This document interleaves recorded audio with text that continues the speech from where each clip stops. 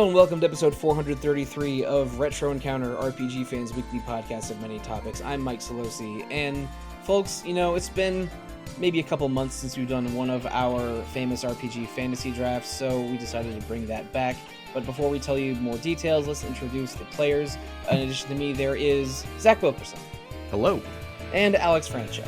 Hello. And making his RPG Fan Podcast Network debut, Rob White. Hello. Rob, Aleks, Zach, we're here to celebrate a series, or let's say umbrella series, that all four of us enjoy very much to differing degrees. That is Soulsborne, or Souls-like, or Soulsborne Ring, or From Souls, or whatever you want to call it. These are the action RPGs developed by FromSoftware that have as a core mechanic collecting a shared experience and monetary resource to gain levels, get stronger, die, relocate those souls, or what have you. It's because it's kind of impossible to string them all together. We're gonna call them modern FromSoft fantasy RPGs, similar to 2009's Demon Souls. But I don't think that's gonna be the title of this episode when we come down to it at the end. But we did some episodes on Bloodborne last year, and 2 episodes on Dark Souls around a month and a half ago or so. So I am basically just anticipating more Souls in my life. It's a matter of time before I get around to Dark Souls 3 or Elden Ring, or I'm not sure exactly which one's next. But we like Souls enough to definitely draft some elements of the series into one of our draft episodes. But this is one thing that's not in our upcoming draft. But I want to ask you, just out of curiosity, because when you build a character in a From Souls game, you're always, the first thing you always talk about is your stat. Is this a strength build? Is this a dexterity build? Is this a intelligence build, etc.? Do any of you have a favorite stat from a From Souls game? And this can be any of them, and for any reason. Just follow your heart. Starting with you, Aleks, what's your favorite Souls stat? Yeah, I don't know if I'd say it's my favorite, but it's one that I often neglect to my own dismay and suffering. So I gotta shout it out for just being like one that we all need to remember, we all need to respect, we all need to pay our souls due, and that's vigor. I remember the first time I played Dark Souls 1, which was my first Souls game. I was neglecting health for just wanting to do more damage and more like try out magic and exciting things like that. That really made the game a lot harder to play and get into, and I really kind of nerfed myself unnecessarily doing that. And then flash forward to playing the latest Souls game I played, which was Elden Ring, where I yet again neglected to upgrade vigor to where it needed to be, especially for that game. Like, you just really want health. Like, enemies do like crazy amounts of damage sometimes, unexpected amounts when you're entering new areas, so you just want to get that vigor stat up to 50 basically as soon as possible, especially for Elden Ring. So yeah, never neglect vigor. Health is good. Okay, I had to do some background research there. I think it's Vitality in Dark Souls 1 and Bloodborne and Demon Souls, but then they changed it over to Vigor with Dark Souls 3 and Elden Ring. Yeah, because I believe Vitality in Dark Souls 3 became like equip load. Oh, so it's similar to like Endurance from Dark Souls 1. Yeah. They've been moving around a little Yeah, bit. they've been moving them around and changing names here and there. Like Dexterity from the older games and Skill in Bloodborne are basically the same. Like it depends on the exact context of what game you're playing, but I figured out what you meant.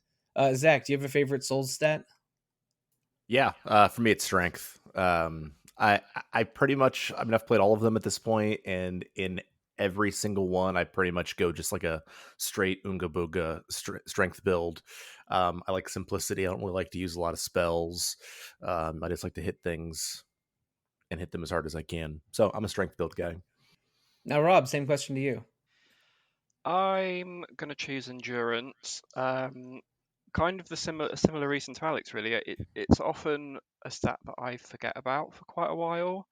I tend to focus a lot more on strength and vigor slash vitality initially, and then I often find a weapon that I want to use, and then discover that I don't have quite enough endurance. So yeah, I'm going to go for that one because it's one that I've been having to pump quite hard in Elden Ring, which I'm playing at the moment. Excellent. And well, for me, it sort of depends on which game I'm playing. Like in Bloodborne, I had an absolute blast with a strength build and the Hunter Axe. When I played Demon Souls for the first time, I played a faith build with a blessed weapon, and just and the self heal and everything from that just felt really great to deal with. But I mean, I think I'm going to go with the same as you, Rob. And when I played Dark Souls most recently, I wanted endurance high always, so I could keep my heavy armor and apply block and poise better with my shields, and that's what really carried me through the game. So I think for me it's game dependent, but endurance slash stamina, or what leads to getting better stamina, is pretty important for me. But we are not drafting stats today. We are going to draft 8 different positions within From Souls, and we talked about these before recording, and this is the set that we landed on. First, we are drafting 2 bosses, 2 equipment, 1 consumable, 1 character, 1 location, and 1 flex. And going them down the line, basically we're drafting favorites. Just follow your heart. Whatever you want to pick is what you pick. But the way I'm envisioning this is, if you want to craft an ideal FromSoft experience for yourself, like what are you exploring, what are you fighting, what are you using, is sort of my feeling about it. But the bosses are self-explanatory. It's a boss encounter from any of the Souls games. Equipment is very similar. It's either a weapon or an armor piece. That is a particular favorite. You can do 2 weapons and go nude, like that guy that takes on Millennia solo all the time. Consumables a little trickier. It is an item that consumes resources, like a spell or a skill or a hunter tool or an Ash of War. So it's sort of like a limited quantity item or spell or skill. Location is your favorite setting in a Souls game. It cannot be super broad, like you can't pick all of Yharnam or all of Lordran, but it should be an explorable space, and it can be a home base or a hostile area that you encounter in the games. And character is a non-playable character that is not a boss and not a protagonist that you encounter throughout the games. I should mention that we are limiting ourselves to the 6 modern Souls games that are covered by RPG Fan, which is all 3 of the Dark Souls trilogy, as well as Demon's Souls, Bloodborne, and Elden Ring. Sekiro is not covered by RPG Fan, so that's not going to be included in most of these positions. But that flex position, that crucial 8th one, can be any of the previous 7 positions repeated. So if you want 2 locations or a 3rd equipment or something, you can use the flex. But it also expands the range to any game ever developed by FromSoft. So if you want to do something like draft something from King's Field or Shadow Tower or 3D Dot Game Heroes or Enchanted Arms, that's where you do it. And also that does include Armored Core and Sekiro, which are Souls adjacent, but not really part of the modern fantasy RPG that FromSoft is most well known for. So those are the positions. We're doing a snake draft, and we determined the order ahead of time to be Zach first, then myself, then Aleks, then Rob. Are there any questions or clarifications before we get to it? No questions from me. Yeah. All right, I went into an overlong explanation, as is part of my personality, but I think we're now ready to go with pick number 1, and that belongs to you, Zach. Oh, I'm so glad I got this. So my first pick is going to be Slave Knight Gale from Dark Souls 3. It's a boss. All right. Now, I know a little bit about this because even though I haven't played Dark Souls 3, I have watched a frankly unconscionable amount of videos about best and worst Souls bosses. And Gale is one of the last bosses in the Dark Souls 3 DLCs. He is the very last Dark Souls boss, essentially. All right. Yeah. So Gale is sort of originally is an NPC who's he's praying outside of the profane chapel, and like you sort of get a little bit of a feel for his background. He's actually involved in sending you to the first DLC area, which he is not a boss for. You can actually summon him there. But then in the Ringed City DLC, he is the very last boss. And you fight, and Gale's backstory is sort of interesting. Like he starts out as a slave knight, as is part of his title, but then he eventually finds his way to Ariandel. He becomes involved in helping you sort of burn that world down, but then he can't get the literally the Dark Soul is what he's trying to get, and so you fight him in Dark Souls 3 at the actual end of time, where he's finally gotten his hands on it, but he is consumed by it. And it's an amazing 3-stage fight, where he first is like sort of like in beast form, and then like eventually he stands up and he starts using a sword. And he has a lot of similarities actually to Artorias in terms of the way he fights, but he's significantly more challenging than Artorias. And I think the fight is just so well balanced, and it does so many different things. It requires so many different reactions. I don't think it's the most challenging boss in the series. It's not even the most challenging boss in Dark Souls 3. I think that's Free Day. But I think it is the perfect Dark Souls boss fight. It is so well balanced. It is so fun to engage with. It's not so hard that it's to the point of being frustrating, but it's certainly challenging and going to challenge you in all the different ways that it presents. And he's just a cool figure and a great sort of cap off to the Dark Souls series. And I think that he's my favorite boss fight in the entire series, including Sekiro. And I think it's just wonderful. Yeah, it's a very good pick. Slave Knight Gale is so cool, and the fact that like you get to meet him as like an NPC and get like some development from him there. You can also like summon him during the Sister Frida's boss fight, which is awesome. So he's kind of like an ally at the same time, and I just love his boss arena too. Like the whole like just everything's just ash. It reminds me a lot of like the end of Dark Souls 1 with Gwyn, but it looks even more like visually stunning. And yeah, it's just a really great fight. I agree that it wasn't the hardest. It was actually a fight that I got through in just a couple tries, and it actually like kind of left me wishing that I died more just so I could keep fighting Gale, Yeah. because it was that fun and epic and awesome of a fight. So that's a good pick. Yeah, I think I got him maybe 3 or 4 in 3 or 4 tries the first time through, but then a New Game Plus, he was significantly more challenging, and I just was loving it. It was delicious. I fought him like 25 times before I got him, and I'm like, this is the stuff right here. It sounds like a good time. Yeah. Oh man, maybe I shouldn't play Dark Souls 3 next. We'll see. But yeah, Rob, do you have any experience with Gale from Dark Souls 3? I do not actually. Dark Souls 3 is probably my favorite of the trilogy, but I haven't actually played the DLC, so clearly I need to. Very much worth it. Yeah, sounds like it. We just did an episode about game DLCs. I think 2 weeks ago, or actually no, maybe more like 3 weeks ago. But we talked a lot about From Souls DLCs in that episode, concluding that a lot of the best Souls content is in those DLCs.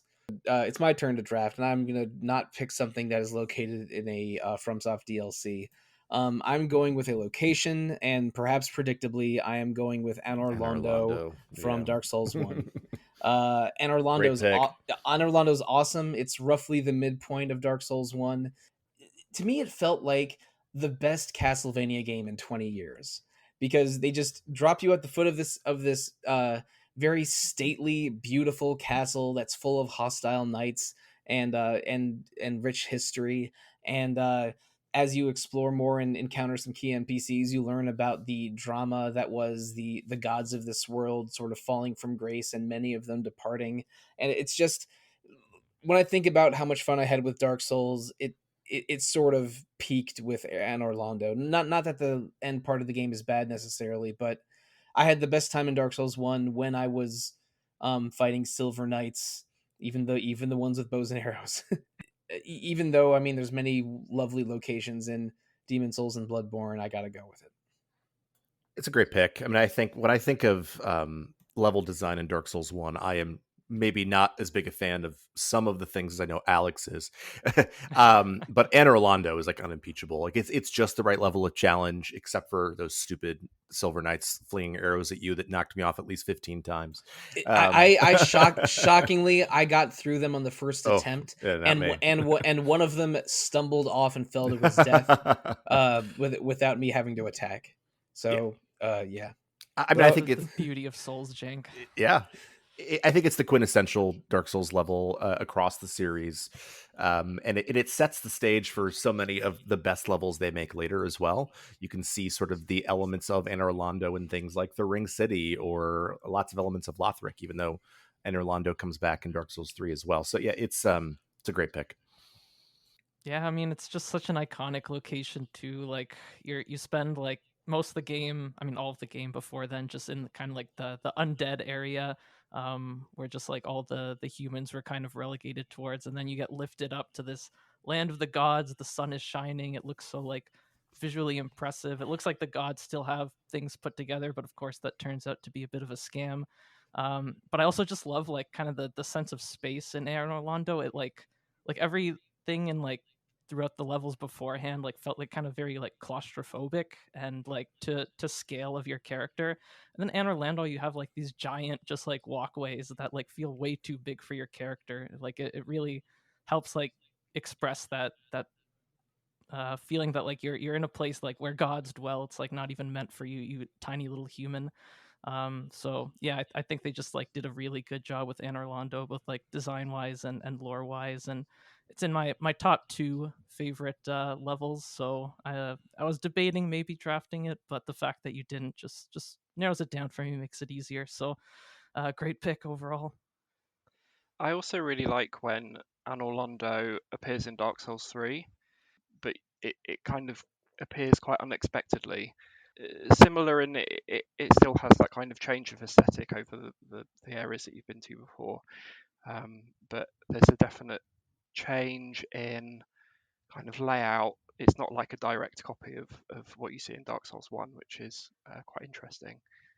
Yeah, the fact that it like stuck around for that long and now it has Hmm. like that kind of like mystical like blue filter over it in Dark Souls 3, like oh my god, it just sent my nostalgia running through the roof. Yeah. yeah. I mean, again, I have not experienced this for myself, but I'm assuming it's in maybe a greater state of disrepair, It is. or time has passed in Mhm. a clear and meaningful way.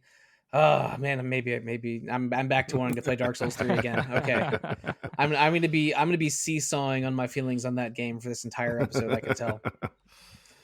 But Alex, you only have two things not available to you in the entire Souls canon for your first pick, and you have all 8 positions still available to you. So what's it going to be for round one? Yeah, I'm a little torn here because I feel like either of these could be taken by Rob because they're not exactly niche type picks. But I'll stick to the heart and draft what anybody who's seen my RPG fan avatar would know. That's going to be the NPC Solaire of Astora from Dark Souls 1. I Nice. just love Solaire so much. He's just such a bright spot in an otherwise like very dark and cynical universe. The first time you meet him, where he's kind of just like overlooking that balcony, is like kind of just like staring with his chest out like at the sun, just being like so proud and determined and like confident in his journey. Really like leaves like a strong impression. And like I just love the detail of like his equipment. Just basically, if you read his equipment descriptions, it basically says like, oh, there's actually nothing special about this, despite that it has like this fancy like sun related name. Basically Solaire is just like really determined and really skilled, and so he just uses like really basic equipment and just is able to do so because he's just that much of a pro. So to me, like Solaire is like almost like I think I mentioned this in the Dark Souls podcast, but he feels like the true hero of Dark Souls 1. He feels like kind of representative of like the spirit of the series, where like he believes in himself, he has skill, he makes it through, but he also like starts to see like the cracks in like the Souls universe, and he starts to like fall into despair. And depending on if you do his quest correctly, that can either lead to you kind of like pulling him out of that, and he ends up like there at like the last boss fight, available as a summon, which is a really cool little detail. Or he thinks he finds a son and like kind of becomes corrupted, and you have to kill him in one of the most sad battles you could possibly encounter in the series. So yeah, I love this guy, and I'm happy to draft him. Yeah, when I was reading about the different covenants you join in Dark Souls, because I mean, while I was playing it, I was sort of researching it while I play it, which is how I play most video games, frankly. And I think like it casually mentioned for that one that's based in Blighttown with the Spider Woman. It's like if you need to get this covenant up to 30 to save Solaire's life, and I'm like, whoa, hold on a second, save Solaire's life, and I did not save him organically, like without doing outside knowledge, but yeah, Solaire is a total delight. Even some of the comments that he says, like when you encounter him in Anor Londo, he'll be like, "Huh." He says something like, "If I didn't know we were on individual quests, I thought you would be hitting on me or something." It's like he's a ray of sunshine, almost literally, and a positive presence in a very very bleak game. Yeah, he's loved by the fan base. I remember I checked prices on the Solaire amiibo that released a few years ago with the Switch version of Dark Souls, and like I think if you're getting it boxed up, it's something like $200. Right. Yeah. But if you can get a knockoff for that probably works okay for much cheaper. But yeah, no, he's beloved by the fans, beloved by us. Totally understand that he's the first character off the board. Yeah, he was going to be my NPC pick as well, but I knew he was going to go, so I didn't I didn't even bother. He is on my board, but I figured that he would be taken before I was ready to Yeah, draft an NPC. yeah. Yeah. Yeah, and I just love how like his shield and his armor just has like kind of like a crayon type like children's drawing of the sun on it as well. Very very wholesome. Just praise the sun, praise Solaire. With that said, Rob, it is now your turn, but you get two picks in a row because we're doing a snake draft format. You get the final pick of round one and the first pick of round two. So let's start with the first of those. Okay, so I will start with my character pick, and I'm gonna draft Sigurd of Catarina from No, Dark Souls no, 3. no, killing me. I mean, I'm not surprised that you've got him as well because he's just a great guy. He's a great guy. I really love his storyline. I think it's probably my favorite in the Dark Souls trilogy. Um, I really enjoy how the first few times that you meet him, he's kind of put across as this almost kind of comedy character. He's really jovial. He has a knack for getting himself stuck in tricky situations. He gets stuck down a well in the Cathedral of the Deep, and you have to get his armor. And then he gets imprisoned in Irithyll Dungeon, and you have to set him free. But I think the the best moment for me was walking into the boss room to fight Yorm in the Profane Capital, and getting that cutscene of Oh, Sigurd so good. going in with you and just being like, yes. It's like such a cool feeling to have like Yeah. someone else coming in with you to fight the boss that's not, someone that you've summoned. It's like an actual character in the game. um, and I think up until that point, you haven't really got very much of an idea about like what his quest is or why he's on this journey that he's on. And then as you're fighting Yorm, you start to get given bits of story about what's going on, and then you can talk to him after the fight, and you find out that they were both best friends and that they had a pact for Sigurd to kill Yorm if he came back and started, getting up to no good.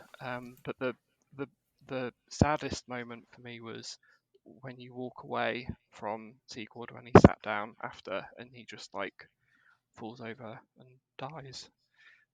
It was very sad, but just a really, I don't know, a really good story that stuck with me, and it's one that I think really stands out for me in the trilogy. Now I don't know Sigward, but I assume that like this is Dark Souls 3's version of Siegmeyer, but done much better. Yes. And no disrespect or dislike of Siegmeyer, but this just seems better. Yeah, I think he. I don't know. I feel like with Sigurd, you just get to kind of experience more of the quest line sort of directly. Um, with Siegmeyer, it felt like there was maybe a bit more stuff kind of happening that you were sort of less involved with. Maybe yeah, I don't know, but yeah, it's yeah a highlight of Dark Souls 3 for sure. Yeah, he's got that similar kind of like bumbling Katarina Knight Yeah, personality to Siegmeyer, but he just like it's kind of just more impressive overall. Like I love Siegmeyer's quest, how it's just like basically this bumbling old man who like can't even take care of himself, and you have to like just kind of look after him and make sure that he's getting out of like all of his pickles okay until he kind of it makes him hollow because he can't even take care of himself. Sigurd's quest is a lot like more, it reflects like better on him. He's just kind of like a more impressive knight in general. Siegmeyer is just like a very very tragic figure. All right, so if we're done being sad about poor Sigward, Rob, you still have the entire board open to you, other than the NPC or character position. So, what's going to be the first pick of round two? I think I will go for one of my equipment picks, and I'm gonna go for a weapon, and I'm gonna choose the Black Knight Greatsword. So I really love a ultra great sword, colossal sword, whatever you want to call it. And yeah, I think the Black Knight Greatsword is probably my favorite one. I really like using it partly because it's so rare. So it's just the whole thing of just showing it off because I got one. In Dark Souls 1 especially, they're quite tricky to get until you're basically right at the end of the game. And I did manage to get lucky and grab one from the Black Knight in the Undead Burg on my last playthrough, so that was really good. But yeah, it's a really good sword. I really like the strong R2 attack on it, which is basically like a kind of you sort of slam it to the ground behind you and then drag it forwards and up. So anything that's kind of coming at you is going to get sort of sent flying, which is really good in PvE. Not so good in PvP, I found. And it looks really cool. I'm generally not a fan of the weapons that have kind of magical sort of special effects on it. I prefer ones that look like big hunks of metal, and that's what I get from the Black Knight Greatsword. So yeah.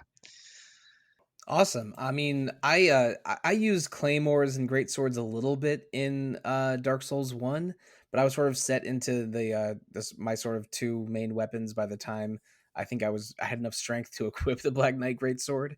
But yeah, the Black Knight weapons are all really super cool, and the Black Knight great sword I think is one of the more popular ones of them. I definitely saw it popping up in other discussions when I was reading about Souls online. So I haven't spent a lot of time with the Black Knight Greatsword, but Alex, have you messed around with it in any of the games? Yeah, so in my new game plus playthrough that we did for Retro Encounter just a little while back, I really just experimented with all the Black Knight weapons, just because I had them all in my inventory already. So mostly I just used the Black Knight sword, which is actually a great sword, and the Black Knight halberd, and they both felt like easily two of the best weapons like I ever messed around with in those games. And I just kind of experimented a little bit with the Black Knight Great Sword. I never really got into ultra great swords just because I usually like a little bit more of a attack speed, but it looked so cool, and I remember its R2 attack felt like very very satisfying to land. So Hmm. I mean, all the Black Knight weapons are cool, and the ultra great sword version Yeah. just Can you looks guys like, hear me? as you had described it, All just right. a Sorry giant about that, guys. impressive uh slab of metal. Yeah. I appreciate that the Black Knight design is very simple, but they never stop being intimidating, even when you fight like several of them in the very end of Dark Souls 1. Like and their weapons being sort of similarly strong and sort of iconic to Dark Souls. I don't know. There's something cool about Dark Souls Black Knights, and it's very nice seeing a weapon show up in the draft here. Huh. I think it's also That's about interesting. where they're kind of positioned, because the first few Mhm. that you encounter in the I Underberg can hear you. are always in quite like sort of ominous You can places just where yeah, you you can can just kind close of it. just see Thank like you. the outline of them at the end of a tunnel or somewhere, so I find it really helps to kind of build a sense of tension around fighting them, I suppose, more than just like any other enemies that are just kind of hanging around. All right, so Black Knight Greatsword from Rob is the first pick of round 2, and now we are in reverse order from how we started. Alex, it's your turn, and you have 7 positions available to you, everything other than NPC. So what's it going to be? Well, I'm pleased to say that the other pick I was debating doing first is still up for grabs, so I'm gonna grab it. And that's gonna be my location, and it's gonna be Central Yarnum from Bloodborne. Um, which You guys are is killing me. I mean, I knew somebody was gonna have to go with this because this is like maybe like the best opening level in like almost like any video game, at least like a contender for it in my opinion. It's like first of all, like just aesthetically, it's so impressive. I mean, just like the red filter over everything, kind of like having that really putting the blood into Bloodborne, mixed with like kind of like that Victorian architecture that the game is known for. It's just such an visually impressive location that really just like sets the atmosphere right off the bat immediately. And it also just really showcased what like the evolution of the series would look like due to kind of being the first of these games to appear on PS4. For the first time, you really get to see like kind of more alive movements and kind of how NPCs or enemies rather kind of move around the level. Like I'll always remember that one you go down like this staircase from like kind of the first main lantern you unlock, and then you just see like this street of like a bunch of the Yarnum residents kind of just like walking around with their pitchforks and everything, and like I'm just like, oh yeah, this is a new level we got now with Bloodborne. um and yeah, it's just like full of atmosphere. It's huge. It's way more expansive than really any other Souls level was to that point. You go through like that main street part, then you kind of can go down to like the sewers, which really goes like deep vertically, and then you end up like coming back up. It just has like this great sense of movement. There's that famous room with the old man in the wheelchair with the Gatling gun, which is just burned into my brain forever. And you also get 2 amazing boss fights packed in there with the Cleric Beast and Father Gascoigne. It's basically everything that's amazing about Bloodborne just distilled into a single level. And it's just a really great time. Yeah, I mean, no argument here. Central Yarnum is great. It sets the tone for Bloodborne. It makes these sort of gothic, sort of almost Victorian aesthetic of the world sort of very established. I mean, it feels so trivial going through there later in the game, but at the beginning, it does feel dark and dangerous and so cool. But I know, Zach, if you were interested in drafting that one, at least Old Yarnum is still available. You can get that one instead. That's I'll pass on the Gatling gun. we have Yarnum at home. Yeah, no, I mean it really is a fantastic pick, and Bloodborne was my first Soulsborne game. I played it for this podcast a little less than a year ago, which feels crazy, but just the way that it connects, it has so many little shortcuts here and there, different like little side areas, little discoveries you can make. It's just the encapsulation, I think, of everything that is great about Soulsborne level design, along with it feeling like oppressive and dark and really challenging the first time through. I think it's like Mhm. for me, I think it's maybe one of the hardest areas in the game still. So yeah, I just think it's a phenomenal pick, and it would have been mine actually, my next pick. Jerk. Yeah, first time through, like I definitely like died in that alleyway with all the different Yarnamites many times because I just like was not able to deal with just how many enemies were there and like them shooting guns at you and everything. Like that's just such a distinct portion that really asks me to level up my play in a really well designed way, I feel. And also just like even more kind of serving the atmosphere is just like being able to like knock on like the doors and like hearing the different people kind of like taking shelter inside their homes and like kind of their attitudes dealing with all of that. Just sets up a very very hostile world. Well, I mean, this area is actually the only area of Bloodborne that I've played. I got the game when it came out, and I found, because when I play Dark Souls, I generally am quite a defensive player rather than an aggressive player, and I found the sort of change in combat style not my kind of thing. So I found it quite tricky to kind of get my head around. I did enjoy it, but yeah, just the kind of switch up sort of threw me a bit. I think at some point I'll go back and give it another go, but yeah. Yeah, you see, from my perspective, Dark Souls games are just easier Monster Hunter games. So it's like I was like, okay, I need to switch from a long sword, dual swords mindset in Bloodborne to a lance or gun lance mindset in Dark Souls. That's how I transposed my thinking for it. But yeah, I like if dodging, countering, aggression is not how you enjoy a From Souls game, then maybe Bloodborne is not the game for you. But I like Bloodborne so much. I still think about replaying it because I got the easiest ending and didn't play the DLC when I played it for the podcast last year. Yeah, I mean, I constantly hear so much about how good it is. I think, especially the story, which is what kind of draws me to these games anyway. So I will go back eventually, but I think there is a non-zero chance that a weapon or boss from Bloodborne is drafted later in this episode. So maybe there'll be some nudges to get you there. But no, it's my turn now to pick, and I'm not going to pick something from Bloodborne, although I definitely will before the day is over. I am going to stay in Anor Londo and draft a boss next with Ornstein and Smough. Because, I mean, similar to my Anor Londo pick from round one, when I think of Dark Souls, I think of exploring that castle. And when I think of Dark Souls bosses, I think of those two at the top of Anor Londo. How which one you defeat first affects the second half of the fight. How it's a battle against the camera and not just against two guys.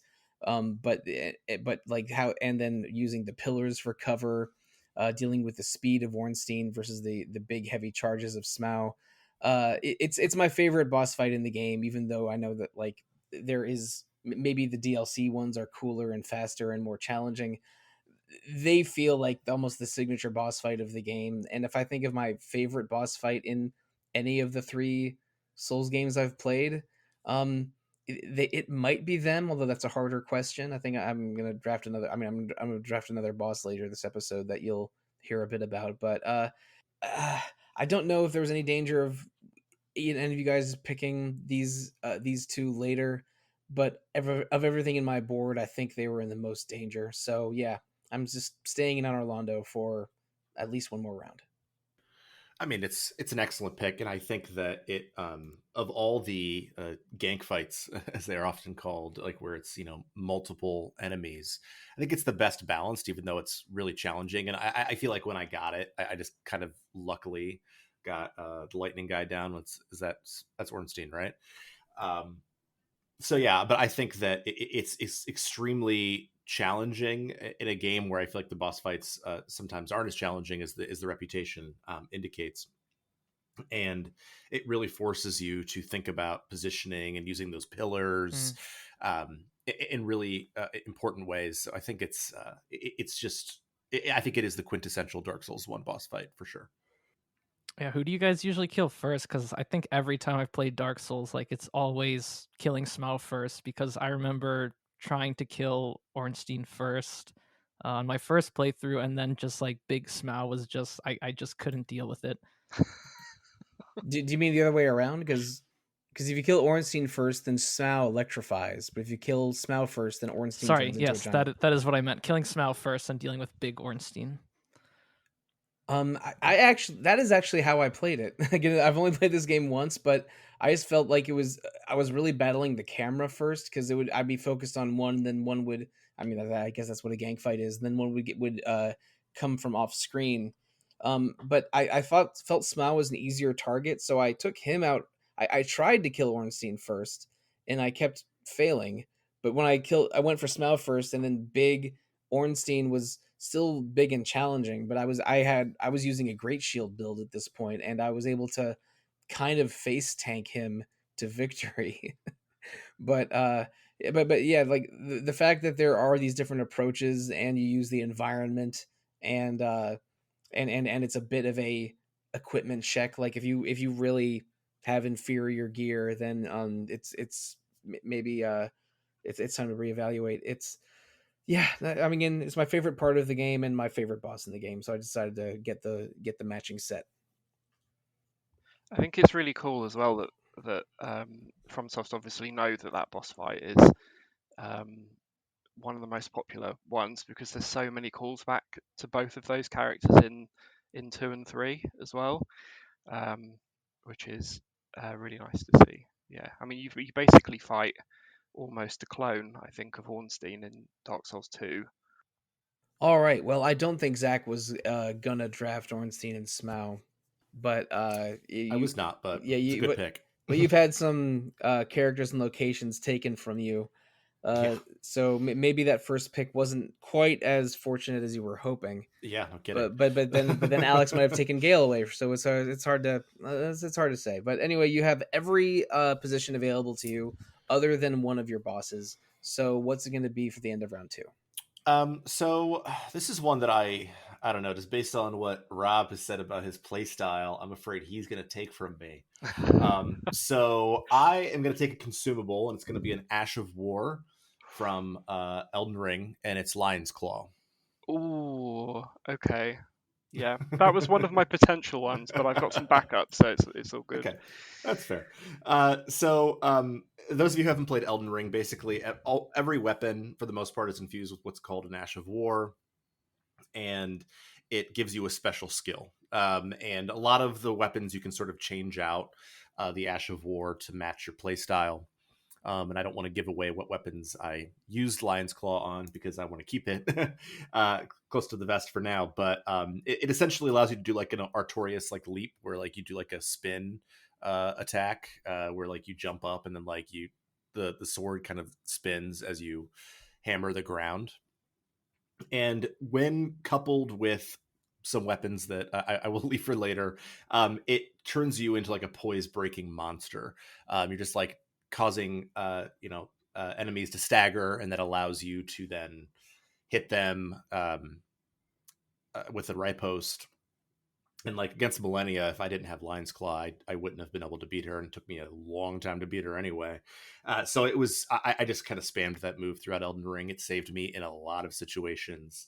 I remember I got a stagger on Malekith right after he phase changed, and with him, like that's like half of his health, and he's a really hard fight otherwise. So yeah, it's one that I infused on multiple weapons in that game, and it carried me through even into the Elden Ring DLC. It is an amazing one. I think it gives you a really good sort of fast attack option if you're using like a really big slow weapon. It just gives you a little bit more versatility. So yeah, it's a great choice, that one. Also allows you to have, it also hyper armors you, so you can't get knocked out of it, which is also just fantastic.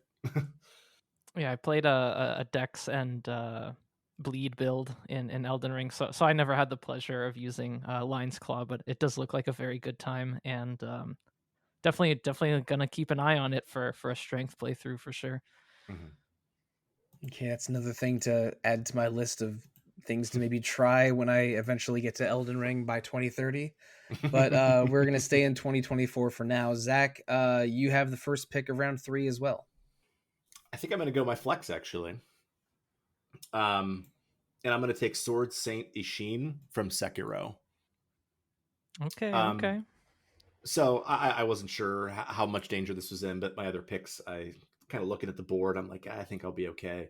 But Sword Stain Machine is a famous boss fight for a reason, and also just an amazing NPC. So he kind of fits both of them.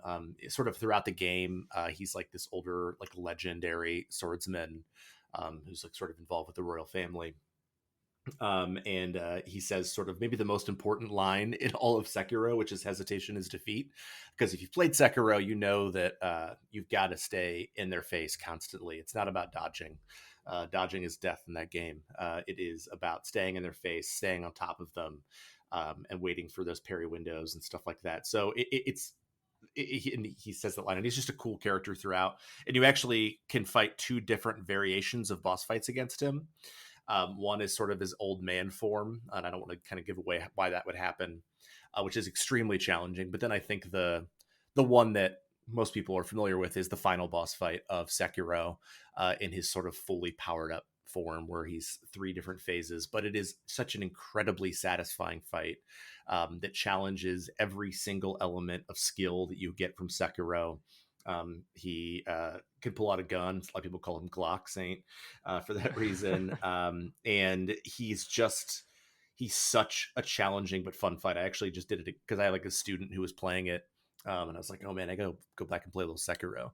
So I went back and did the fight again, and I had to learn it again. But it's just such a satisfying boss fight for such a cool, like legendary character. One of the best in the series. Oh, for sure. It's an amazing fight. It's definitely something that I was considering, but I have backups, so I'm not too upset about it. But great pick nonetheless. This was actually a similar thing to Gale for me, where I loved the setup and setting of this fight and just like playing through the fight. But I ended up beating it way quicker than I thought. I actually struggled Compared to way Alfather, I beat him way way faster. more with Owl the Father. Yeah, Yeah. I must have played against Owl the Father for like 2 days. I think I beat Ishin in like less than 5 tries. So I mean, like I hear the reverse coming from other people. So I guess it's just a matter of play style. Mhm. But I mean, it's a great pick. Anyways, I just love all the boss fights in Sekiro. Mhm. I've heard Sekiro being compared to a rhythm game often because a lot of the higher level bosses in the game are more about just like discovering the rhythm and then matching it in a almost like a dance. And I have not experienced this game, but I've heard only good things about the final boss and the other most challenging bosses from it. Uh, so yeah, Zach, you must be pretty good at rhythm games to handle this one. Oh, I'm not. I outside of the Elden Ring DLC, it's definitely the FromSoft game I've struggled with the most, especially both iterations of Owl. And yeah, it took me a minute to get down, but because it's a totally different way of seeing combat, but it's a delight when you get it right. Rob Steinman has been bugging me to play Sekiro for 4 straight years, or however long that game has been out. All right, well, that is the first pick of round 3. So now it's my turn to draft the second pick of round 3, and I'm gonna pick. I don't know. Maybe this is a little basic. I'm gonna draft a weapon, and it's the weapon that carried me through like the last 60% or so of Bloodborne, and that's Ludwig's Holy Blade. It's a fabulous pick. I did sort of a balanced build when I played it. I invested in strength and skill sort of equally, but then ended up leaning harder into strength because I also my second weapon was the hunter axe. But Ludwig's Holy Blade is basically a claymore, but you can you can sort of enlarge in it by wielding it sheathed with like with the sheath providing more heft to the sword when you two-hand it, because trick weapons don't exactly behave the same way as other Souls games where you switch between one and two hands. The weapon transforms with the stance change, and I did the heavy stab on Ludwig's Holy Blade when in every circumstance I could, unless I was trying to riposte or backstab. I basically use the tricked version of the Holy Blade. It's similar to the Dark Souls Claymore, but everything is faster and cooler and smoother. and it carried me through the second half of the game. So and when I invariably or inevitably play Bloodborne again, I'm probably going to use it again, even if it's in conjunction with something other than the Hunter Axe. But yeah, Ludwig's Holy Blade is the pick.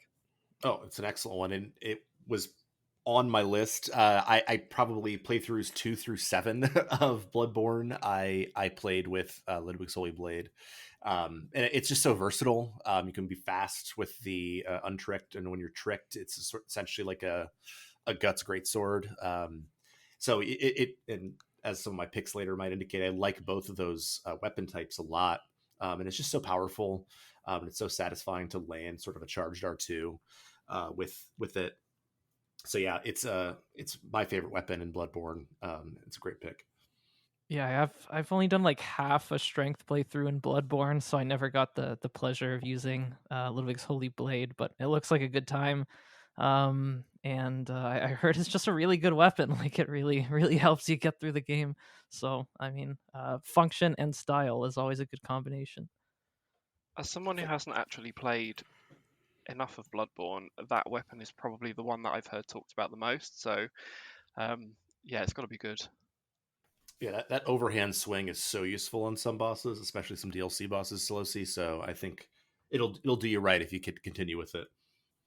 I think it scales equally with strength and skill, and if you enchant it with an element, then it scales very highly with arcane. So there's it fits a lot of different play styles, in addition to just being a heavy, satisfying claymore. So yeah, and Bloodborne isn't as affected by equipment burdens and weight the same way some other Souls games are. But yeah, like it's so versatile and so satisfying, and it carried me through my original playthrough. I'm gonna only have positive feelings about Souls Claymores thanks to this game. But looks like two different great swords have been drafted. Aleks, you can still draft another one because you have 2 equipment slots left. But it's your turn now. Third pick in round 3. Yeah, this is a tough one. I know I'm going to draft a Dark Souls DLC boss. I'm just having trouble choosing one of them. Um, Obviously, Artorias is cool. Nobody will ever deny that fact. But I also never really struggled with him as a boss fight. I never really got stuck. So I think I'm gonna have to just pay my respects with a pick of Manus, Father of the Abyss, who is like really feels like kind of the true final boss fight of Dark Souls 1, at least in terms of like difficulty. He's at the very end of the DLC. He's the primeval kind of human, um, who had like a really strong connection to the Dark Soul. So there's this whole society that kind of was trying to get more in touch with like the darkness of humanity, as kind of explained by the lore surrounding like the serpent Koth and everything, with darkness kind of being held up as like the original state of humanity. There's a lot of ambiguity there, but it's pretty fascinating.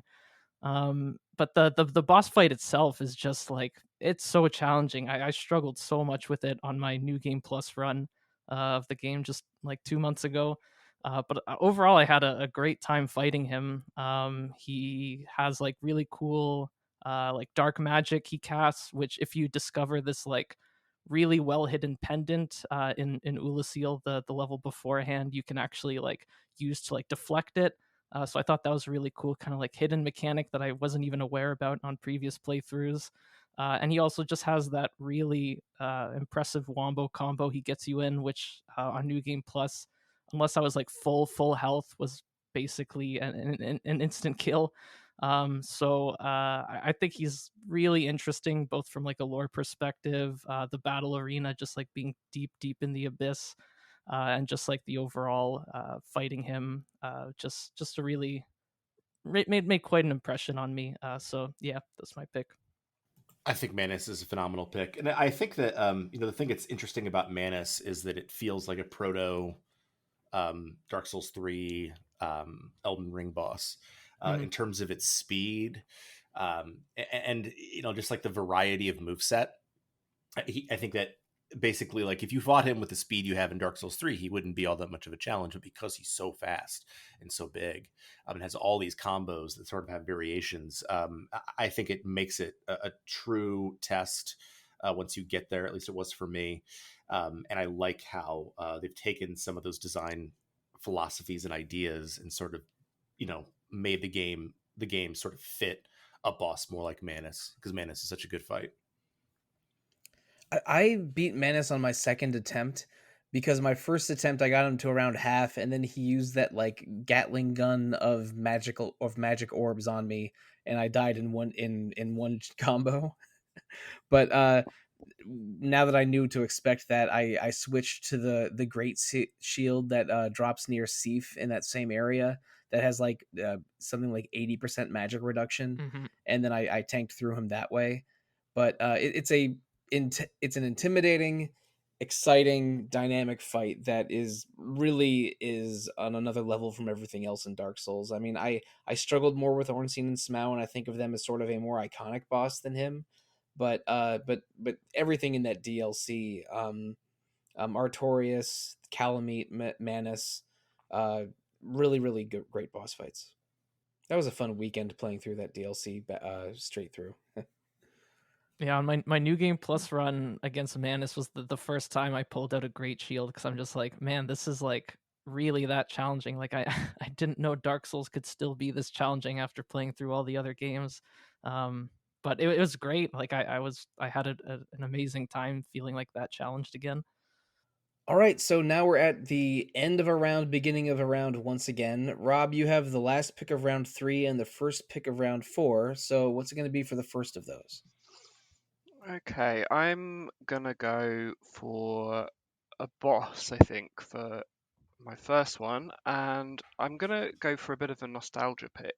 So, Demon Souls was the first Souls game that I played, and I am gonna choose the Tower Knight as my first boss. Um, I have picked this one because I think it was the first boss that I fought where I actually felt like there was any kind of challenge. Because although there is the Phalanx before that, it was The Phalanx is easy. You just throw yeah, some you toss yeah. fireballs on it instead. So that one felt a bit anticlimactic. So the Tower Knight was kind of the first proper boss I felt like when I was playing through, because I did 1-1 and 1-2 back to back. I really love the design of the boss itself, and I enjoyed the fact that you have to kind of be aware of lots of different things going on at the same time. So obviously, you go into the boss arena, you have the Tower Knight in front of you, but then all around the edge are archers who are firing down at you. So you can go up and take them out first, but then the Tower Knight can get you with a long range attack. So I don't know. It wasn't a particularly difficult fight, I suppose, but I don't know. It just holds good memories for me back on the PS3 when I first got Demon Souls. True story. In Demon Souls, which I played after, I don't know, I played it maybe fourth or fifth. Tower Knight is the boss I struggled with the most, and I do not know why. I think it's because I didn't have my weapon of choice yet or something. But like I breezed through the second half of Demon Souls. I don't think I even died in the second half of Demon Souls. But Tower Knight like took me like 12 tries. But it's a well designed fight still. Like, and I agree with Mhm. you. I think that it allows you to sort of think about the environment. You can see them sort of experimenting. That's one of the things I really enjoyed about Demon Souls, is just seeing them experimenting. I don't think it's as successful as it becomes, but like I think with that one, it's a well designed, interesting fight. It's got a little bit of a gimmick to it, but not too much. You still have to kind of do the fight, right? So yeah, I think it's a good pick and not one that I would have thought of. It's weird that you say you struggled with this one, and then after something clicked, you never died. It was similar to me, but the boss I struggled with was the armor spider in Demon Souls. I lost to that thing a bunch of times in a row. But then around the midway point of the game, after I had figured out the poison swamp and struggled with a couple bosses, the second half of the game was a breeze. Sort of when I figured out how I wanted to play. But this boss is a really great one. I mean, Demon Souls bosses are accused of being gimmicky or more puzzle than boss sometimes. But the Tower Knight's very simple one of, do you take it on right away, or do you sneak around the environment and take out the archers first? And with it, there's a lot of like places to hide uh, and skulk around before you go back to it. It feels suitably epic because it's so huge. But also you feel like you're outwitting it. But if you like do the sneaking around first, and it's really satisfying to whack it into the ankles until it's downed.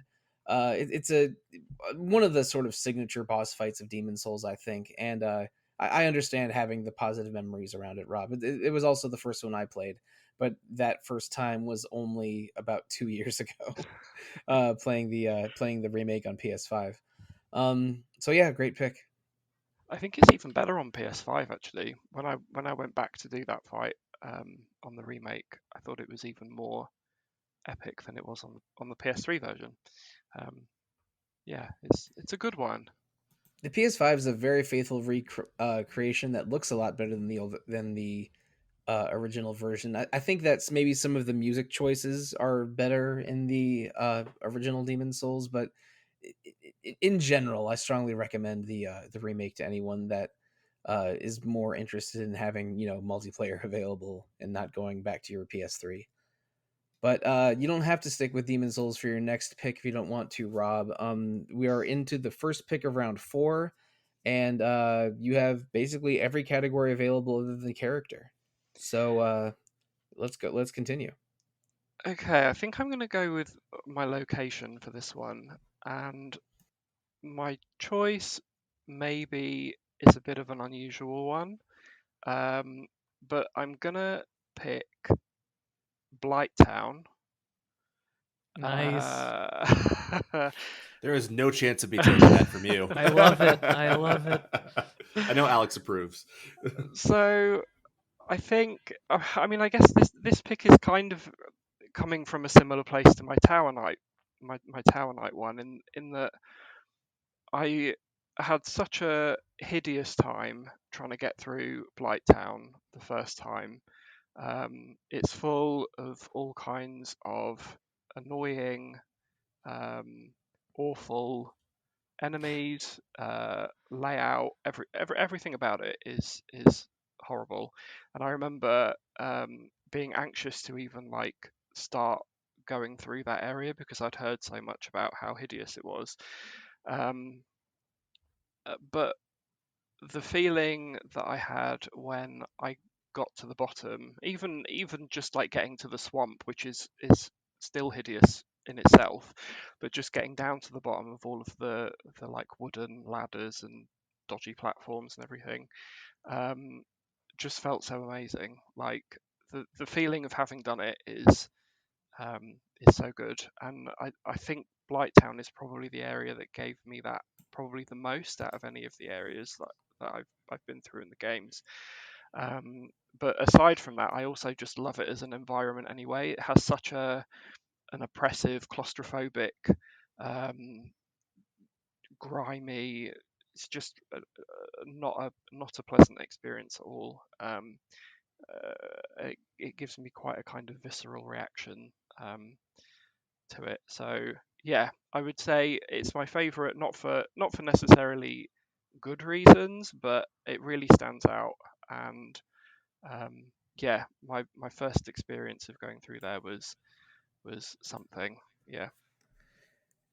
You know, But every time I killed one of those dart blowing Oh my guys, I was gosh, like yeah. so excited because they were the worst.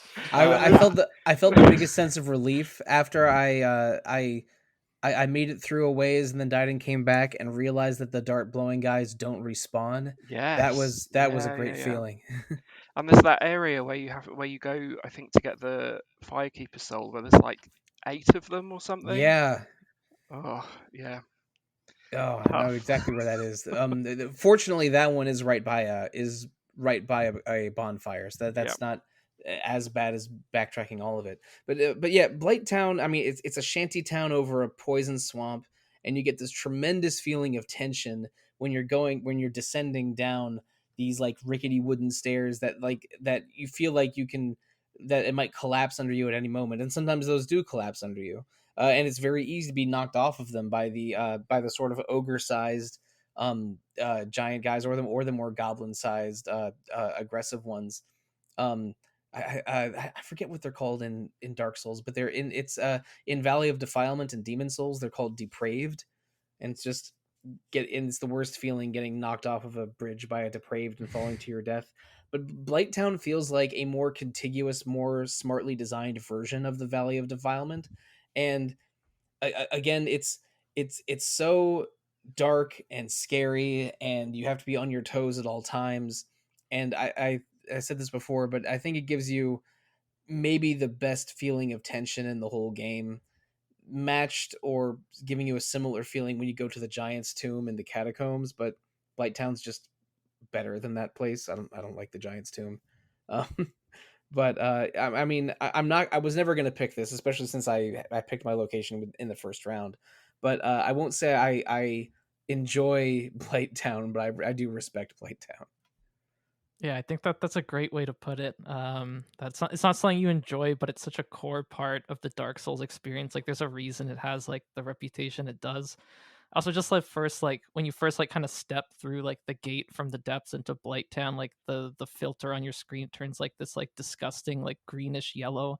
Feels like you're descending into like the toilet of like the Dark Souls universe, and that's exactly what Blighttown is. It feels like you're just in the toilet of the universe, and there's like those guys in kind of like the corners and the shadows you can barely see, just shooting like toxic darts at you. So it kind of like forces you to like engage with the shield mechanics a bit, even if you're not a shield player. And then just like seeing like all those like planks of wood, sometimes it's like not even like clear which ones you can like actually walk on. So sometimes you like think you can walk on one and you just end up falling to your death. Just an amazing like trolling by the level designers. And yeah, it just like it's exactly what its reputation says it is. Like it's an extremely memorable, like deliberately designed terrible experience that anyone who's played Dark Souls like will remember, if not fondly, then it definitely sticks in the mind. All right, so that puts Blighttown behind us, which I'm sure all of us were very relieved to do the first time each of us played Dark Souls. But Alex, you have picked a location, a character, and one boss, and the rest of the field is available to you. What are you going to do for round 4? Yeah, I think I'm gonna pick a Bloodborne weapon. And this isn't the weapon that I've used the most, but it is the one that I probably think is the coolest. And that's the burial blade, which is Gehrman's swordish scythe weapon. And it's actually not a weapon that you can like use in kind of like a regular run, because you get it at the very end of the game. So it's basically a new game plus only weapon. But when I finally did do my New Game Plus playthrough of Bloodborne, I had a really great time using it. I was dressed in Gehrman's uniform, and I just kind of role played the role. Um, and it's just like got this really cool Grim Reaper aesthetic to it, which has cool lore implications because Gehrman basically like uses it to like take mercy on like hunters who have completed their hunt, to like send them back into the waking world. It's like kind of like getting executed by the burial blade is kind of the happiest ending of Bloodborne in a way, which is kind of interesting. That's the ending that I got when I played with you a year ago. Yeah. And it's a great evocative sort of ending, and the weapon itself is just super fun to use, like kind of in its basic form. It works kind of like a sword, but once you trick it out into a scythe, like it's got one of the most like satisfying crowd control attacks of like any Soulsborne weapon, where you just kind of like do this like sweeping kind of attack with the scythe, and like any enemy that's in like a 180 radius of you just gets decimated by it. um so it's just like got great style points, great lore implications, and definitely one of my favorite weapons in the series. That's a weapon I've only seen videos of, because again, I played through Bloodborne once and didn't get the opportunity to use the burial blade. But it looks awesome. It feels like an evolution of the Great Scythe from Dark Souls, Yeah. but much smoother and faster. I mean, the Great Scythe is I think it's even technically an axe in Dark Souls 1. because it's mostly overhead chops. But yeah, it's an extremely cool weapon. A lot of skill builds recommend it, and yeah, I mean, I would be tempted to try it if I were to replay the game and focus on the skill stat a bit. Uh, but I mean, to do that, I probably would also want to fight Gehrman first. So we'll see. Maybe maybe before 2030, similar to my pledge to play Elden Ring.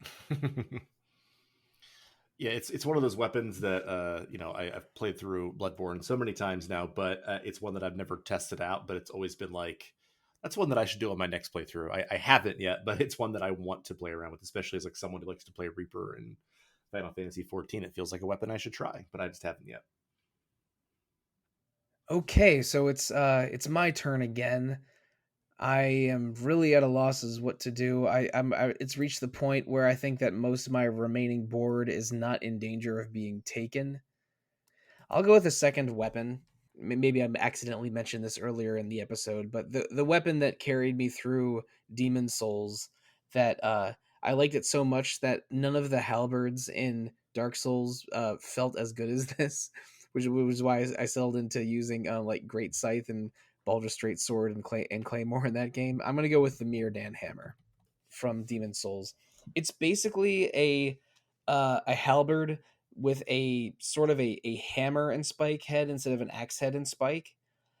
So it has a halberd style move set, but it deals blunt damage and can be easily enchanted with either might or fire or faith. And I enchanted it with faith to make a blessed Mirdan hammer. So it passively healed me while dealing magic damage and and smash shields, and because it was blunt, it like damaged armored and stone enemies very well. It was my favorite weapon in the game. I did a non-trivial amount of grinding. I think they were called faint stones to upgrade it to +5. I liked it so much. I intended to play through Dark Souls 1 with halberds, but didn't like how they felt compared to the longsword or the claymore, so I stuck with swords instead until finding the Great Scythe.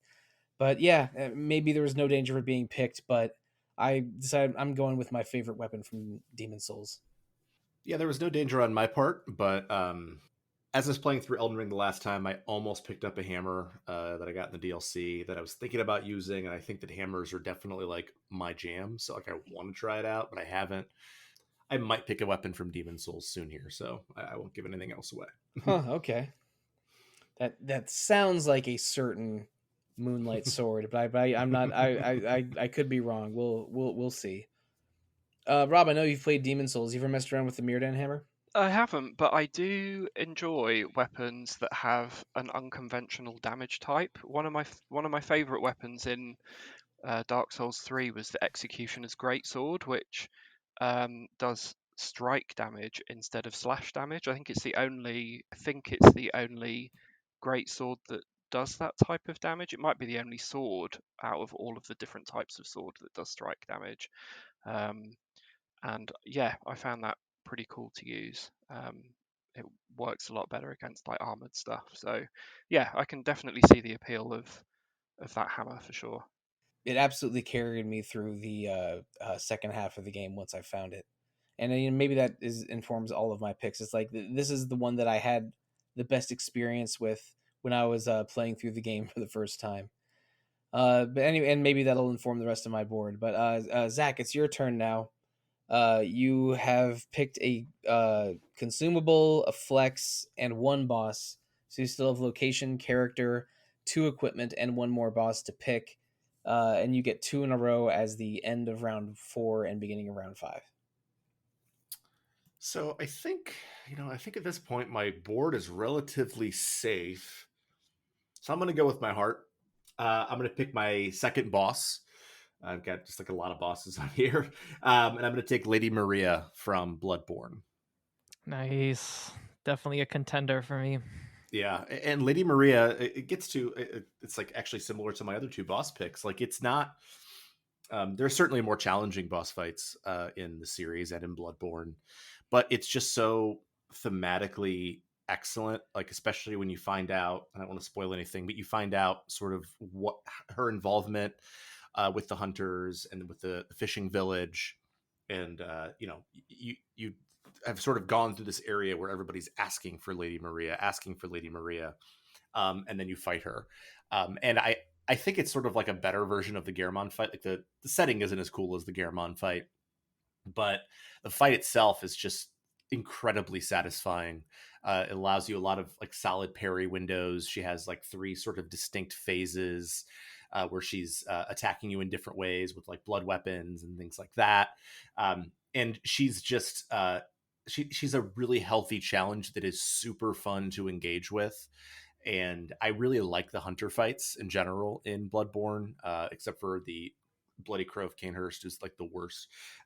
Just wrecked me for like an hour, because they just allow you to sort of engage in a variety of different ways. If you're more of a parry person, you can do that, or there's a lot of different ways that you can engage with those fights. And I think that she is the most fun to engage with, and I think that she's the best hunter fight in that game. And I think that she's just such a fascinating character, and sort of knowing her history with Garamond is amazing. So yeah, I think that Lady Maria is a fantastic boss fight. Yeah, I mean, she's probably my favorite boss fight in the game. Definitely something I was considering taking for my second boss, but because this series just has so many good bosses, I'm okay to yield that pick to you, Zach. But yeah, like you said, just like the whole like clock tower setting of it, like the whole like kind of lore build up, and just like being like a super satisfying hunter fight, you can kind of just like parry attack your way through, is always a fun way of playing Bloodborne fights. And yeah, just a great pick. You explained it well. I mean, this is a boss I've heard quite a bit about as being one of those 4 or 5 awesome bosses in the Old Hunters DLC that is held in very high regard by the fans. But because I didn't play through the DLC, I haven't experienced fighting Lady Maria myself.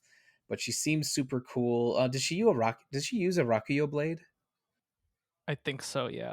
Yeah. like the switchable katana thing? Yeah. Yes, And that's it. Yeah, Right. and Yeah. getting that weapon is like the worst thing in the entire Soulsborne series, actually.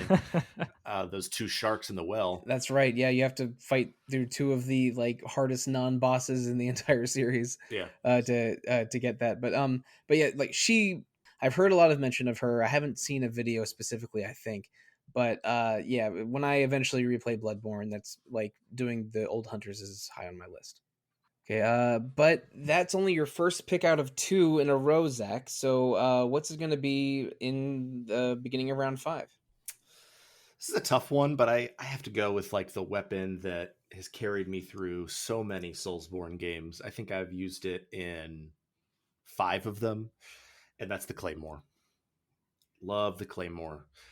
It's just such a versatile weapon. You're usually able to get it relatively early. I think one of the reasons that I struggled with Tower Knight is because I didn't have my Claymore yet. But as soon as I got my Claymore, I was just, and it's like ridiculously overpowered in Demon Souls and in Dark Souls. But it carried me through Dark Souls 3. I used it a little bit in Elden Ring as well, and I would sort of switch between that and the other weapon that I want to pick. But it's got such a versatile move set. It's quick. It's not doing anything super fancy, but it's powerful. I can't think of a single circumstance where the Claymore is not a good weapon to have on hand. And while it is not quite as overpowered in later games, it is still a really, really rock solid weapon that you're never going to go wrong with. There's a reason that people call it the Baymore on online communities, because it's a fabulous weapon that even if it isn't fancy, it does the job in every situation. Yeah, I used the Claymore pretty heavily in the first half of Dark Souls. By the end, I sort of settled on the Great Scythe as my main weapon. But it's so versatile and powerful. It deals good slashing damage and it deals good poise damage. So you can knock over most knights that aren't like, aren't that guy that has the shield that requires 50 strength to hold up. It's super versatile, and I think it's in almost every game in some form or another. I basically already drafted the Claymore in Bloodborne, but yeah, I it was on my board. I thought about maybe picking it, but I don't really need 2 Claymores, so I don't think I was going to. this time around. Well, I mean, I that's why I went with Mirror and Hammer instead of Claymore. But I totally get it. It's an iconic Dark Souls weapon, and also sort of goes back to the Berserk influence. Like Guts's Claymore is similarly iconic. So yeah, totally understand the pick. Yeah, the claymore was my weapon throughout pretty much all of Dark Souls 3 when I played it. I mean, like it's always a good pick in any Souls game, but I felt like the Dark Souls 3 version of the claymore was just so good for like the kind of speed that game is at, and like it felt like surprisingly fast for like a great sword, especially coming from like the older Souls games. And I just never had a desire to try any other weapon during that playthrough, and had a great time with it. Yeah, it is a really good one. It's for me, it tends to be a weapon that I use kind of for a while until I get to you know something else that I'm really excited to use. It's a yeah, it's a good one. I made a beeline for it in Elden Ring, and that carried me for quite a long time until I got the great sword. So All right, well, I guess that means it's my turn again. I'm really not sure what to pick next. I think my remaining picks are pretty safe. So I'm going to go a little weird and draft my flex. This is going to be a little strange to explain.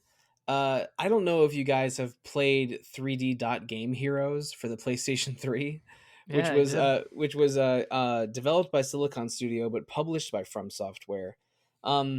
It's set up sort of like Zelda 1 or A Link to the Past, where it's a top-down game, and your sword sort of exists as a space in front of you when you attack them, and that's more like Zelda 1 than Link to the Past.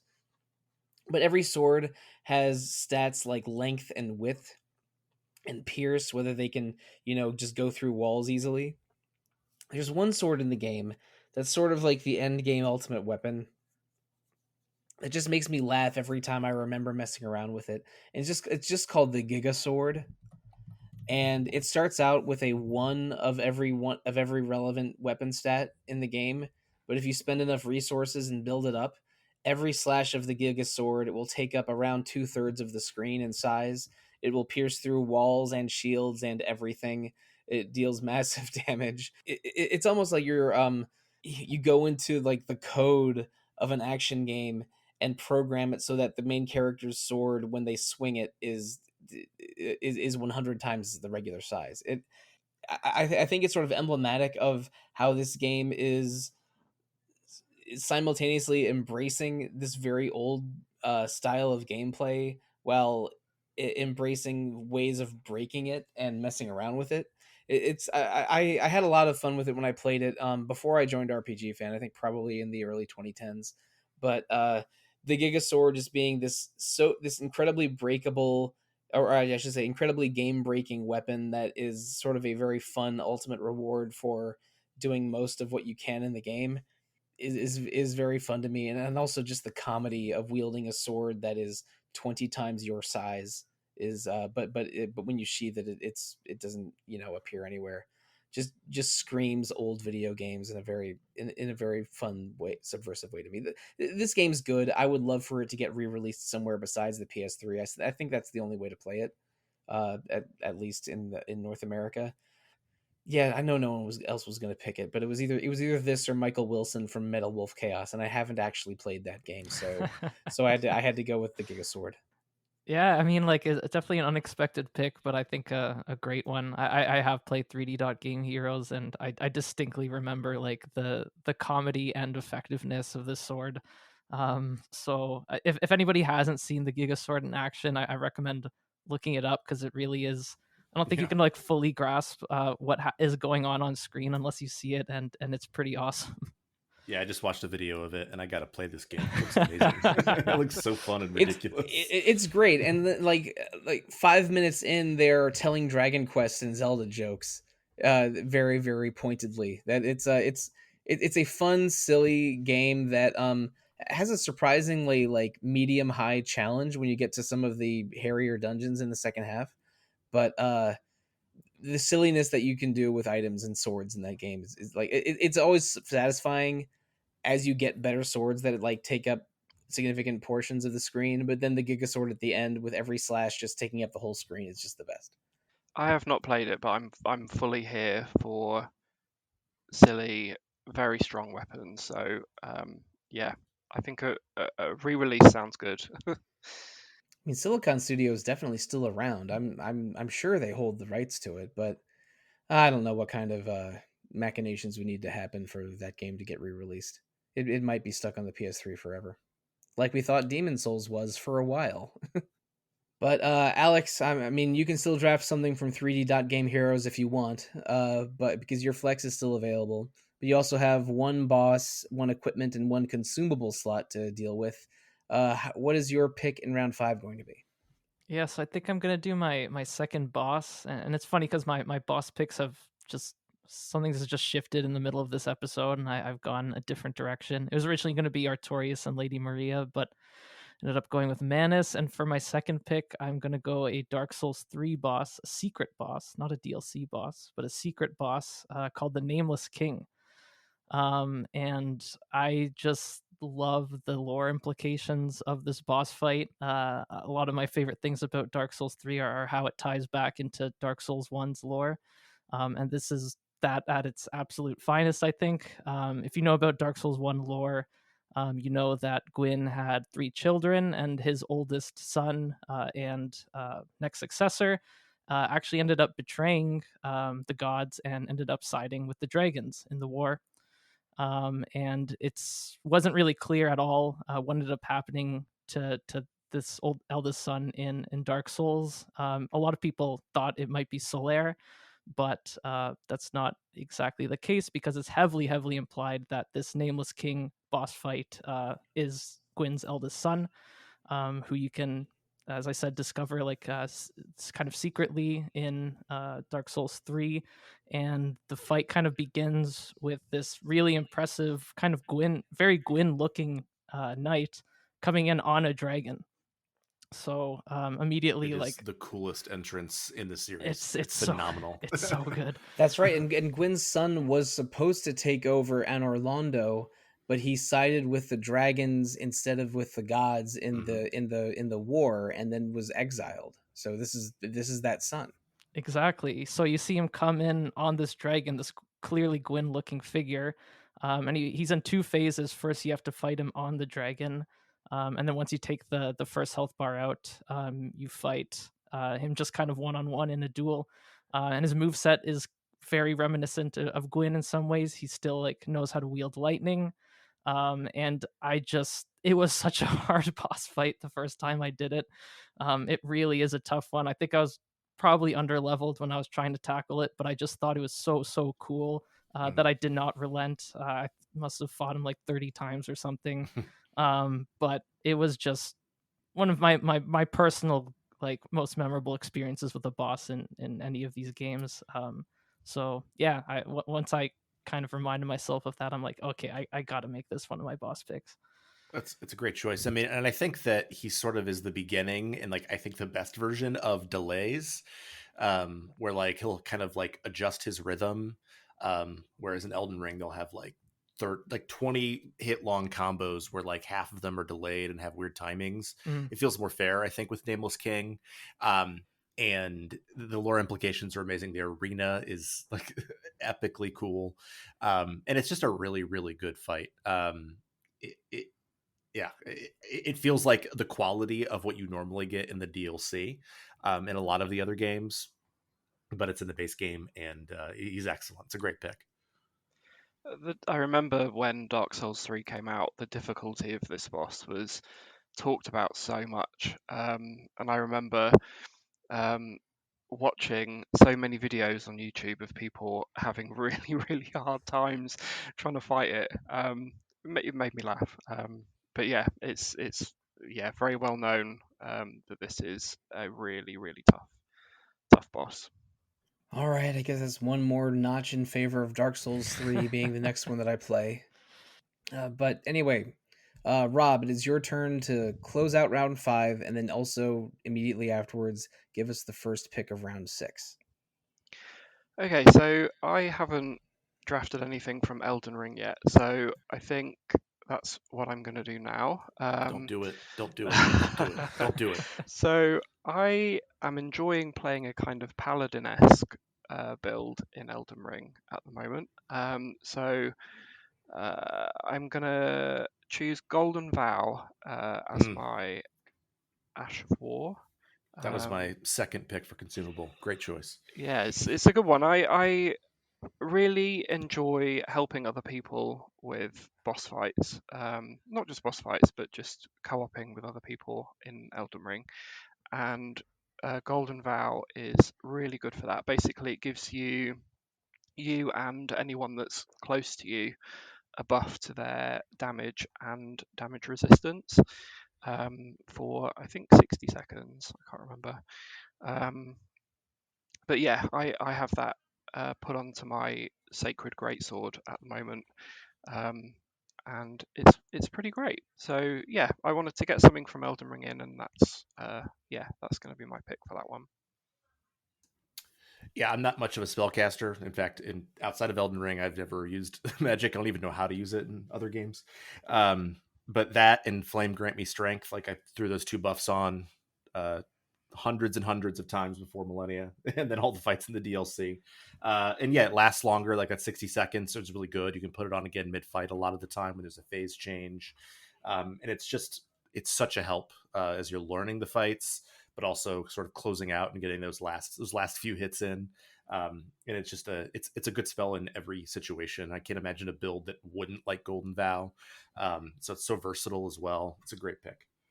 Yeah, I think Faith is probably the best I've experienced it in Elden Ring. Actually, I think there's a lot more to choose from in terms of spells, and I don't know. It just feels a lot more kind of versatile in what you can do. And yeah, I'm really enjoying kind of that strength faith combo in Elden Ring more than I did in Dark Souls for sure. Yeah, I mostly added on Faith as just like an extra little bit of flavor on my Elden Ring build. Mostly for like the dragon type stuff, which I just thought was really cool, so I wanted to use it.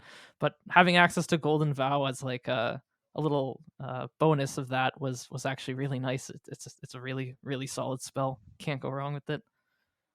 I did basically magic free builds in Dark Souls and Bloodborne. All right, yeah, there's no magic in Bloodborne, but I didn't really use hunter tools at all. But I did a faith build in Demon Souls and had so much fun with it. I'm considering trying some kind of magic or faith build the next time I play one of these. Because I mean, Zach, I know that you and I mostly sort of go with meathead strength or quality builds for these games, but you know, having some sorceries or miracles around seems like fun. Yeah, Strength and Faith and Dark Souls 3 might be a good combo. Oh, okay. I mean, I could try bringing back my old Faith build. That doesn't sound bad at all. But Rob, we are not drafting stats in this game. We already mentioned that at the beginning, and you know that I forgot to mention this at the beginning. Listeners, you might have heard consumable and are wondering why we haven't drafted any healing items like an Estus flask or blood vials. We established at the beginning before going on air, regular healing items are not on the board. We're going to assume that each of us has a regular means of healing like an Estus flask or herbs or whatever. And also we don't need implements or catalysts or talismans to cast spells or use Ashes of War. We're just sort of picking favorites and not worrying about all of the mechanics of that, and also not worrying about regular healing. We assume that all of us have some version of an Estus flask. So yeah, sorry about not mentioning that at the beginning. But Rob, you have another pick ahead of you, and you have 3 picks to go, and they are a boss, an equipment, and a flex. So I'm fairly sure that my equipment and flex are probably safe. My boss is probably safe too, but maybe that's the most risky. So I'm gonna go for that one next. And this is another Dark Souls 3 boss, and I'm going to choose Aldrich the Devourer for this one. For me, this boss is, from a kind of lore perspective, really disturbing. which I guess I kind of like. I don't know. I don't know. Yeah, really sticks out in my mind for that reason.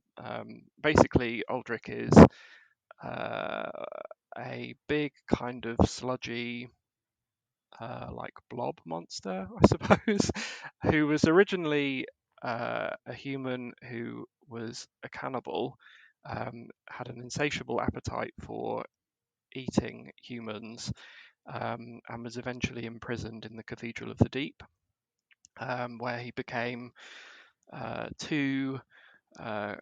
I don't know. His body kind of like changed from being sort of a normal human man to, because of all the bodies he'd been eating, became like a kind of soft big mass that eventually turned into just like sludge. And I'm not sure whether he was set free or whether he broke free from the cathedral. But you end up fighting him in Anor Londo, mid devouring Gwendolyn from Dark Souls 1, which for me is just pretty disturbing and kind of gross. But to fight, he's also pretty frustrating. He has a really horrible arrow attack, which like tracks you around the arena. I died to that attack so many Yeah, times. oh my gosh, it's a pretty frustrating fight. But yeah, for me, he just stands out for being just quite a disturbing. There's just something about his background that I find very unpleasant, obviously. And then the frustrating fight is an added extra. Yeah, I don't have much to add to that. I think it's sort of compared to the other bosses around it. It's very disturbing, and it's really kind of unique. They don't do a lot of like tracking attacks, at least at this point in the series. Becomes more common later on. So yeah, I struggled with it, and I don't think it has a reputation for necessarily being a super challenging boss, but I think I struggled with it more than I did with a lot of the tougher bosses in this game. So yeah, it's an interesting pick, not one I would have thought of, but it's a great one. Also, I did forget to say, you get when you defeat him, you get Smo's armor. So I think it's kind of insinuating that Aldrich is him in like a later form. All right. Well, Aleks, you have 3 spots left. We're midway through round 6. 1 equipment, 1 consumable, and 1 FromSoft flex. So give us your pick for round 6. I think I'll do my second equipment, and I think I'll just actually make it a gun. I think I'm gonna do Evelyn from Bloodborne, which is a great tool for parrying. Just like in terms of parrying, like right up there with the Hunter's pistol in terms of effectiveness. The thing about the Evelyn is it just looks a little bit cooler. It has like these nice engravings on it that a lot of the equipment associated with Cainhurst Castle, one of my favorite locations in Bloodborne, tends to have like aesthetically. And also you shoot it at like a really like kind of like cool like badass angle. Like you're kind of like aiming like kind of like down with it, kind of like someone trying to look cool with like a Glock or something. And so I just have like a really good time parrying with it. And the reason I just want like a gun is just because part of the fun of Bloodborne for me is just parrying. The sound of the fire going off, the kind of parry sound effect, and then getting that off with tons of damage. It's so good. I like parrying in Dark Souls as well, but there's something about parrying with a gun that just makes it like 10 times cooler. So yeah, this is my favorite gun. Also, like I kind of built a little bit of blood tinge in my New Game Plus playthrough, so is even like able to use it to kind of like cheese enemies from like a bit of a distance if I wanted. And yeah, just a really fun. Had a lot of good times with Evelyn. I don't think I used a single gun in Bloodborne other than the starting Hunter's pistol. Same here. You really don't need anything else. Yeah. I mean, I only used it as a way to counterattack for riposts, but I mean, blood tinge builds scare me a little bit because it feels like it would be a real struggle until you get a good gun like the Evelyn. But Yeah, I mean, if you can pull off a gun build in Bloodborne, maybe it would take a second playthrough, but it sounds like fun if you can pull it off. Yeah, it's definitely like a second playthrough thing, but I'd recommend it if you're at all interested in using some guns. All right, well, I am unable to draft a gun for my next pick. I have character, boss, and consumable slots left. And when we were discussing Golden Vow a little while ago for one of Rob's picks, it made me think of my faith build in Demon Souls. So I'm gonna pick a for my consumable next. Demon Souls miracle called Second Chance, and I'm not sure if there's something like this in other Souls games. But Second Chance is you need to have a certain faith stat and certain number of slots open on your talisman. But if you die, you're revived with half health. Is what Second Chance does. And so that did help me a couple times in the second half of the game, but feels like a get out of jail free card that the Souls series very very rarely grants you. Again, maybe there are items or equipment that do this in later games, but I just remember whenever I would go to a new area, the first thing I would do was cast Second Chance on myself, and then continue with that much more confidence. Uh, I don't remember. I remember it did activate when I fought the man eaters for the first time, and it saved me there. But otherwise, I don't remember how many times it saved me necessarily. But because it almost feels like a cheat code, giving yourself a literal second chance, uh, I'm gonna go with Second Chance. It's the miracle by far the one that I use the most, other than the escape one that let me teleport back to the Maiden in Black. I had no idea that was even a thing in Demon Souls, but especially in a game where there are no bonfires, right? Like it's a pre-bonfire world. Yeah, Um, you only have the warp points, and right, there's three per zone. right. And with that, like with the extremely long boss runs that you get in that game, um, that it seems like an absolute lifesaver. That's an incredible spell. I mean, I gotta pick that up next time I play I Demon don't think it Souls. works for a fall into the abyss, Makes but sense. it will work for fall damage if you just fall a very long distance, or if you just die on your feet. But yeah, I it became a ritual. Like, start a new area, cast Second Chance on myself, then go forward. Yeah, I mean, like just the fact that like you could get sorceries and pyromancies with intelligence, it made faith a really hard sell when I played Demon Souls. But that's great. I also didn't like realize that was even a thing. Yeah, I haven't used it either, but it sounds like something that I would use. Anything to make my life easier in these games, I'm all for. Faith builds are good. You can self heal. You can teleport yourself out of zones. Second Chance is an amazing spell, and when you use a faith weapon, it will deal non-elemental magic damage, which only a couple enemies in the game are resistant against. I thought my faith build was sort of great, and I'm kind of shocked that it's not as popular in other games. But maybe I'll have to try a strength faith build in Dark Souls 3 if you say that's something that'll work pretty well. Yeah, that's what I did. But anyway, that's my pick. Zach, you have two in a row, and your three remaining choices are location, character, and equipment. So, what is your pick at the end of round 6 going to be? So my first pick of this round is going to be, or my last pick of this round, I guess, is going to be the Guts Greatsword, or just otherwise known as the Greatsword. It's in multiple Soulsborne games.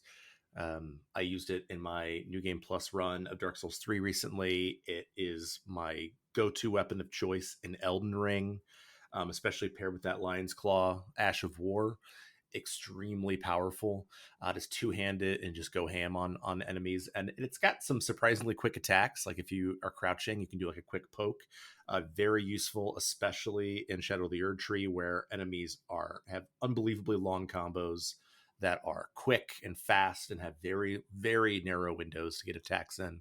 But it still allows me to kind of use that Lion's Claw, break that poise, And it's just such a classic, clean, simple weapon. There's a reason everyone calls it the Guts Greatsword, because it looks very much like it comes straight out of a berserk. Um, and it's just one of the best pure strength weapons in the series, and I love my pure strength builds. I don't want to think about anything else except for dodging and whacking the enemy, and that's what I do with the great sword. Super fun weapon, even in all its basicness. I took like two of the most basic weapons, but that is absolutely my playstyle in these games. I fully share the greatsword love. I'm using it in Elden Ring right now. Um, yeah, I don't have particularly anything new to add. It's really good.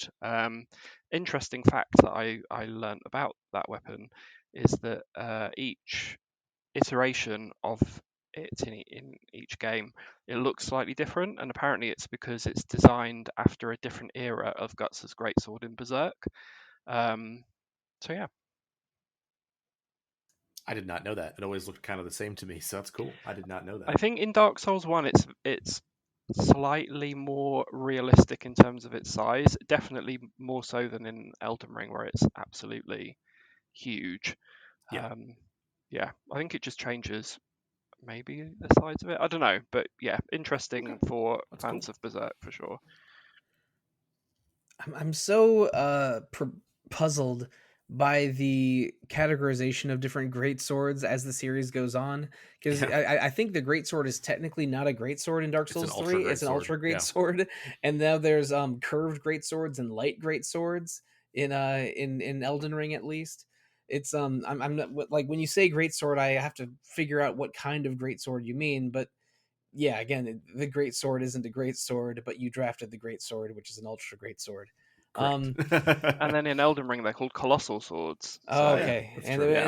yeah, I know that light great sword is one of the new weapon types in Shadow of the Erd Tree, and people seem to like that one a lot. Hmm. But yeah, you drafted the great sword. I have used, Ludwig's Holy Blade and Claymores in other games, and those are sort of great swords, but this is a greater kind of great sword. But that's not your only pick that you're taking right now, Zach. We're at the beginning of round 7, and you've gotten everything other than location and character. So whichever one you think is in more danger of getting sniped, let's hear it. Yeah, these are ones that I struggle with because I had some very specific things in mind that I was going to take with my second and my third pick, and y'all stole them from me. So I've had to really think about this sort of over the course of the draft. And I think I'm going to take location, even though I shouldn't, because everyone else has already taken their location, but I'm still thinking about character, actually. And I'm going to take the Altus Plateau in Elden Ring. And I struggled with this. Like, I was thinking like maybe Ring City, which I think is one of the most tightly and best designed areas. It's in Dark Souls 3. I thought about maybe the Upper Cathedral Ward, which I think is a really, really terrifying, cool area in Bloodborne. But the Altus Plateau just, I think, is the quintessential um, Elden Ring area. It's stunningly beautiful. It's got almost like these fall vibes to it. It's got Lendal, the capital, and so the Erd Tree is actually in Altus Plateau, sort of.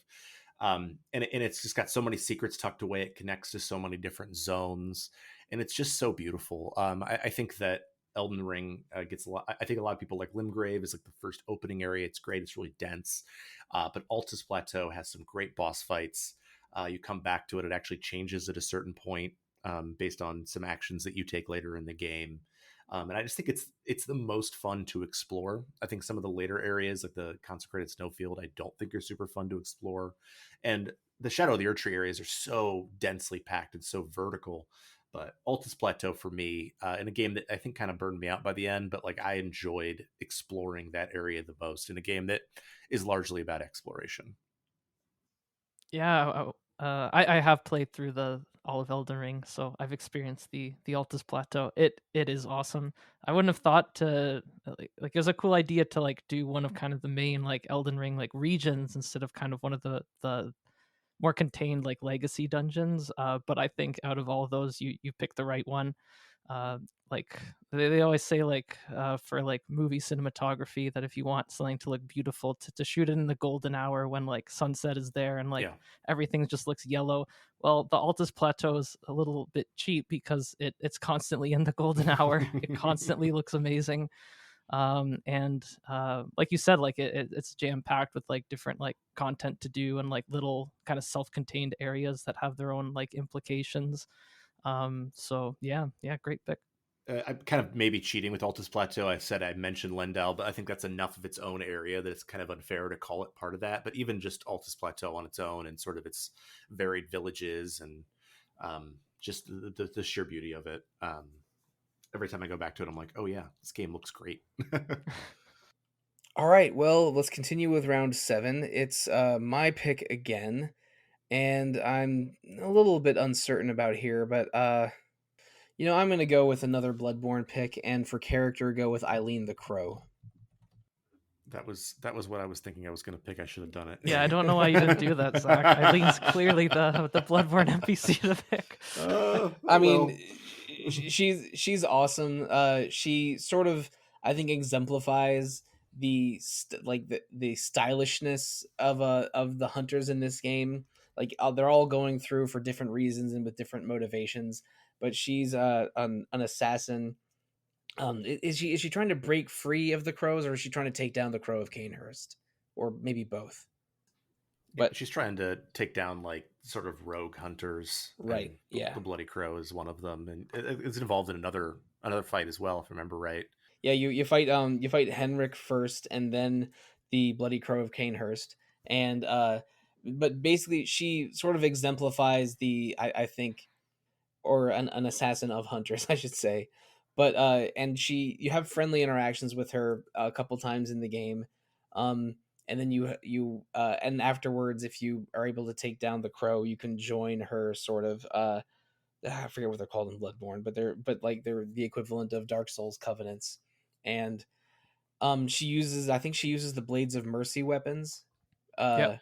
but she's just extremely cool, probably the most memorable NPC of Bloodborne for me, because I don't want to draft the oh boy, the person that runs the clinic, or the or any of the weirdos that are in the Odeon chapel with you. But yeah, Aline the Crow, she's great. She's on the team. Yeah, she's my favorite Junta. I always love the way she pronounces hunter.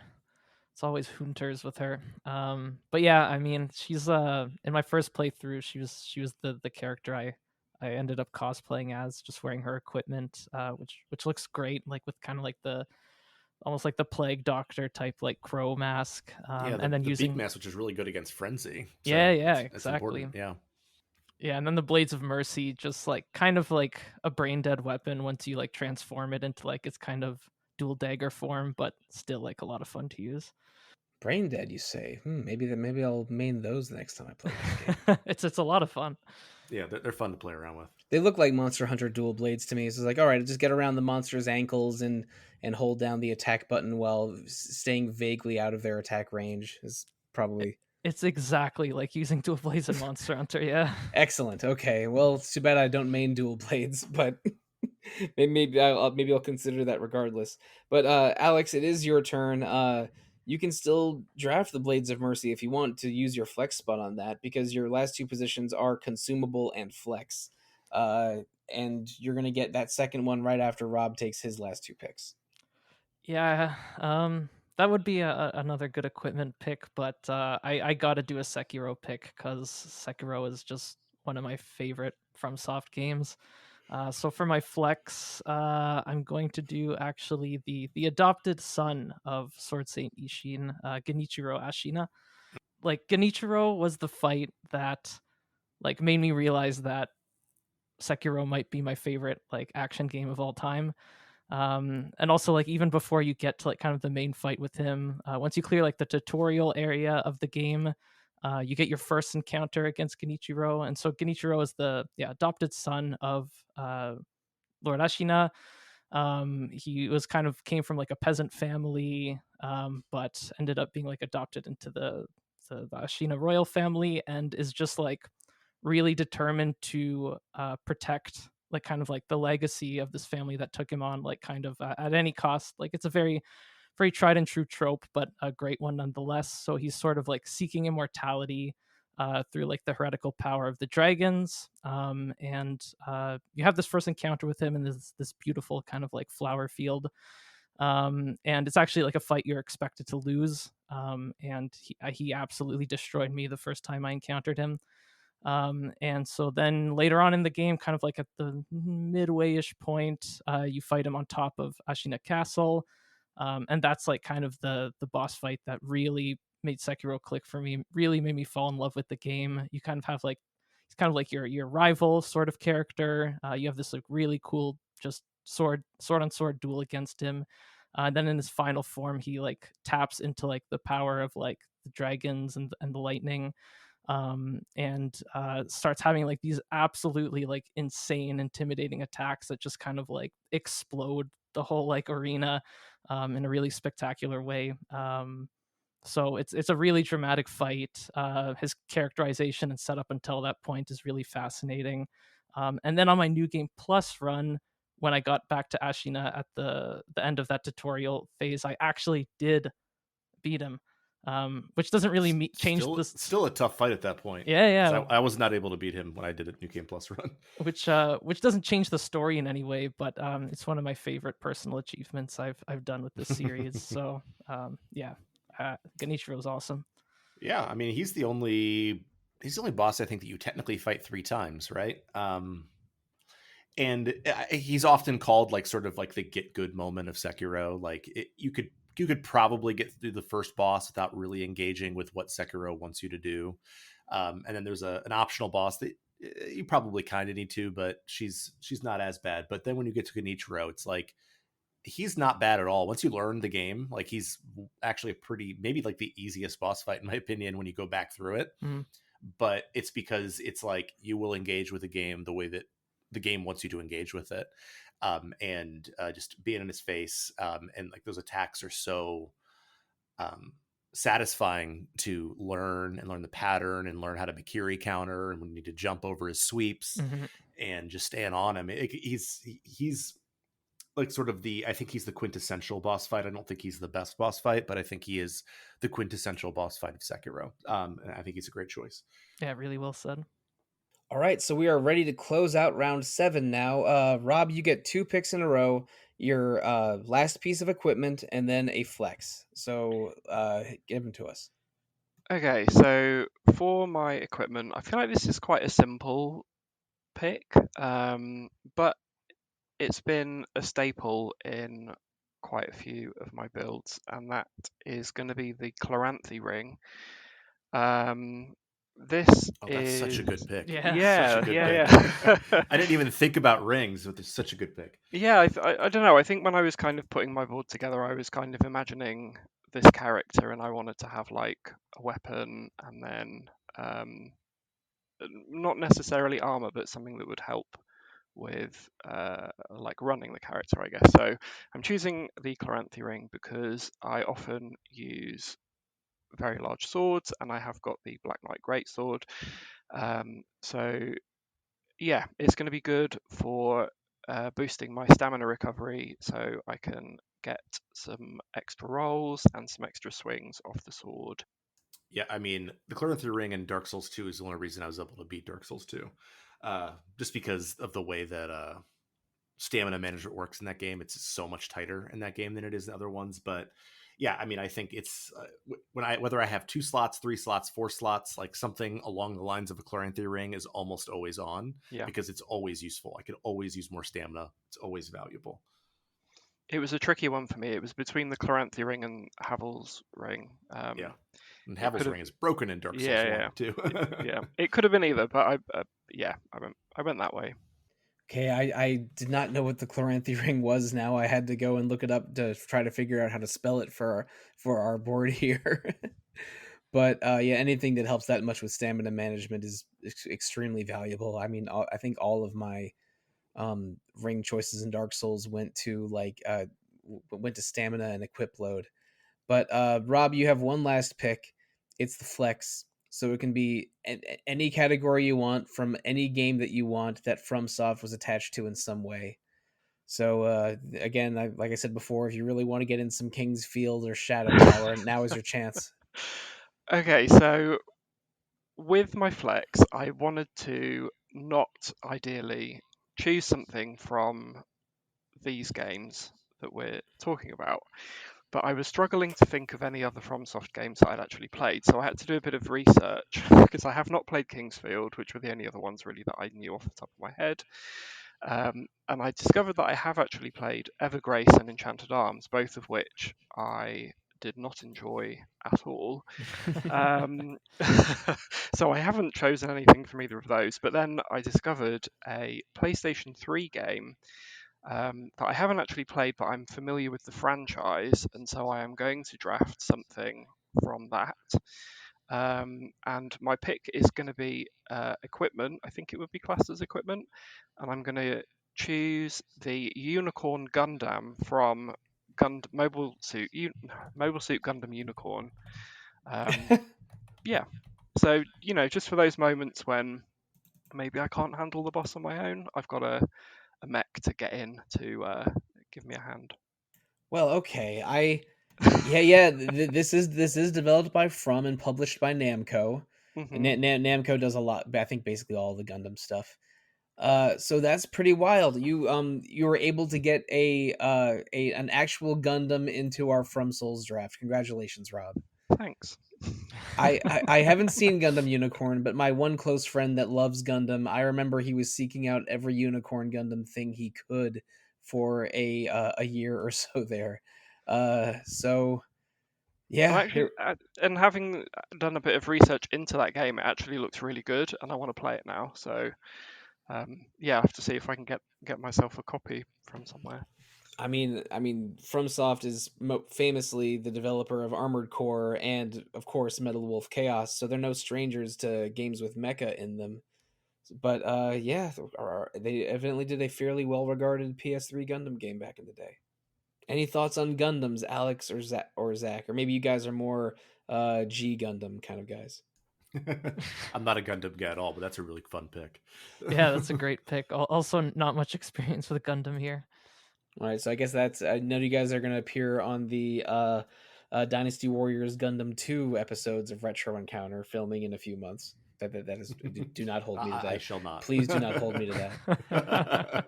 But Alex, I will hold you to choosing a consumable item for your final pick of the episode. Yeah, I really had no idea what to pick here. Originally I was going to like do a joke and just be like, "Oh yeah, blooming purple moss clump because toxic sucks." But after I saw an Ash of War being picked, I'm like, okay, that's a good idea.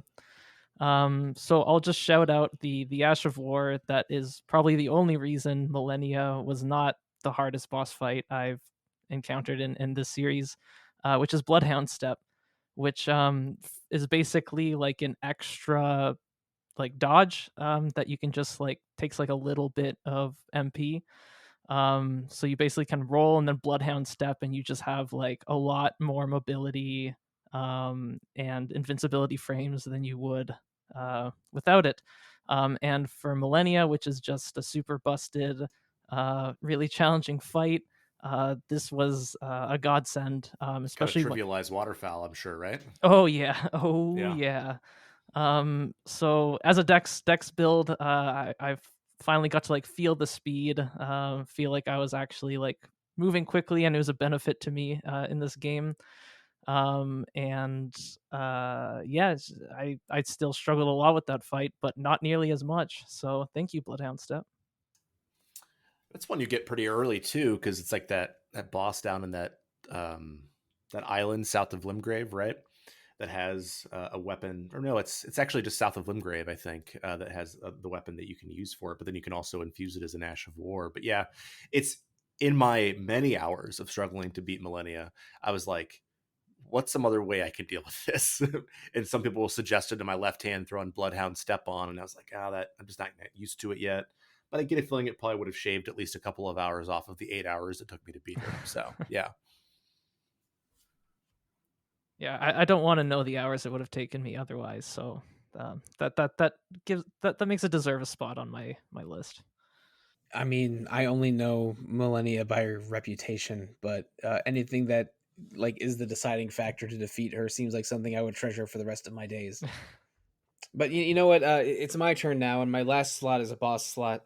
I really wasn't sure what to pick for this, because I just have not played nearly as many bosses as most of you have, uh, and and I sort of knew that I wanted to pick Ornstein and Smough early, and then save the second boss for last, just to think about it more. And I think this is not going to be a popular pick or one that anyone cares about. But when I played through Bloodborne for the first time, my favorite boss was someone that I don't think is that highly regarded. Like I never hear anyone talk about this boss as one of the better ones in the game, and I thought it was just awesome. And that's uh technically the last boss I fought in the game, Murgo's Wet Nurse. I just it wasn't very challenging. Like I thought that Ligarius was harder, for example. And again, I haven't done the DLC or Garamond, but like Murgo's Wet Nurse is when you fight them, the atmosphere is so creepy. You have this slow, almost like circus calliope music playing, a baby faintly crying in the background. This thing that seems to be made of arms and swords, and in this sort of strange cloak. But it's also oddly graceful. Again, not the most challenging boss, but one that sort of haunted me a little bit after long after playing it. And I beat it on my first try, but it was a very cautious first try. Like a lot that was just a lot of hesitating and dodging and encircling. But yeah, no, it really does strike me as stick out to me as one of the better bosses in Bloodborne. But with the caveat that I still need to play that DLC and fight Garamond. I mean, as long as you didn't pick the boss before that, Mikolash. any you're fine. As long as it's God. not freaking Mikolash. If we were doing it's like fine. a reverse draft of our least favorite He'd things, be my number one pick. I think he's also the worst boss in Bloodborne. It's and the area leading up to him sucks too. Yeah. But oh man. Yeah, especially in New Game Plus cycles when he one shots you with like his spell, like Yeah, such a nightmare. No, that I definitely tanked that a couple times because it only takes about like maybe a third of your health normally. Yeah. But I think Burgo's Wet Nurse is a good choice. You're right. I mean, like it's not a boss fight that people talk about a lot, but I think that I actually like in some of the later New Game Plus cycles, I struggled with this fight, especially that clone attack where it goes dark and you can't see where things are coming from. Yeah, I think it can be challenging once she starts, just tickling you when she hits you. But all the lore stuff around it is really, really fascinating.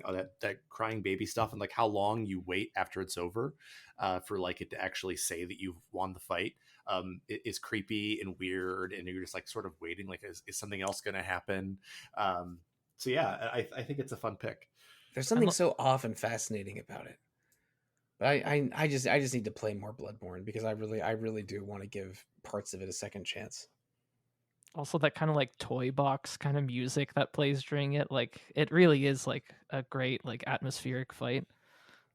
Yeah, I compared it to a circus calliope, but it is kind of like that too. Yeah, it's just everything feels off about it, and it's cool and creepy, and I think that the boss itself moves in an oddly graceful way. It's Bloodborne's so good. Rob, you got to play Bloodborne. I know, I will.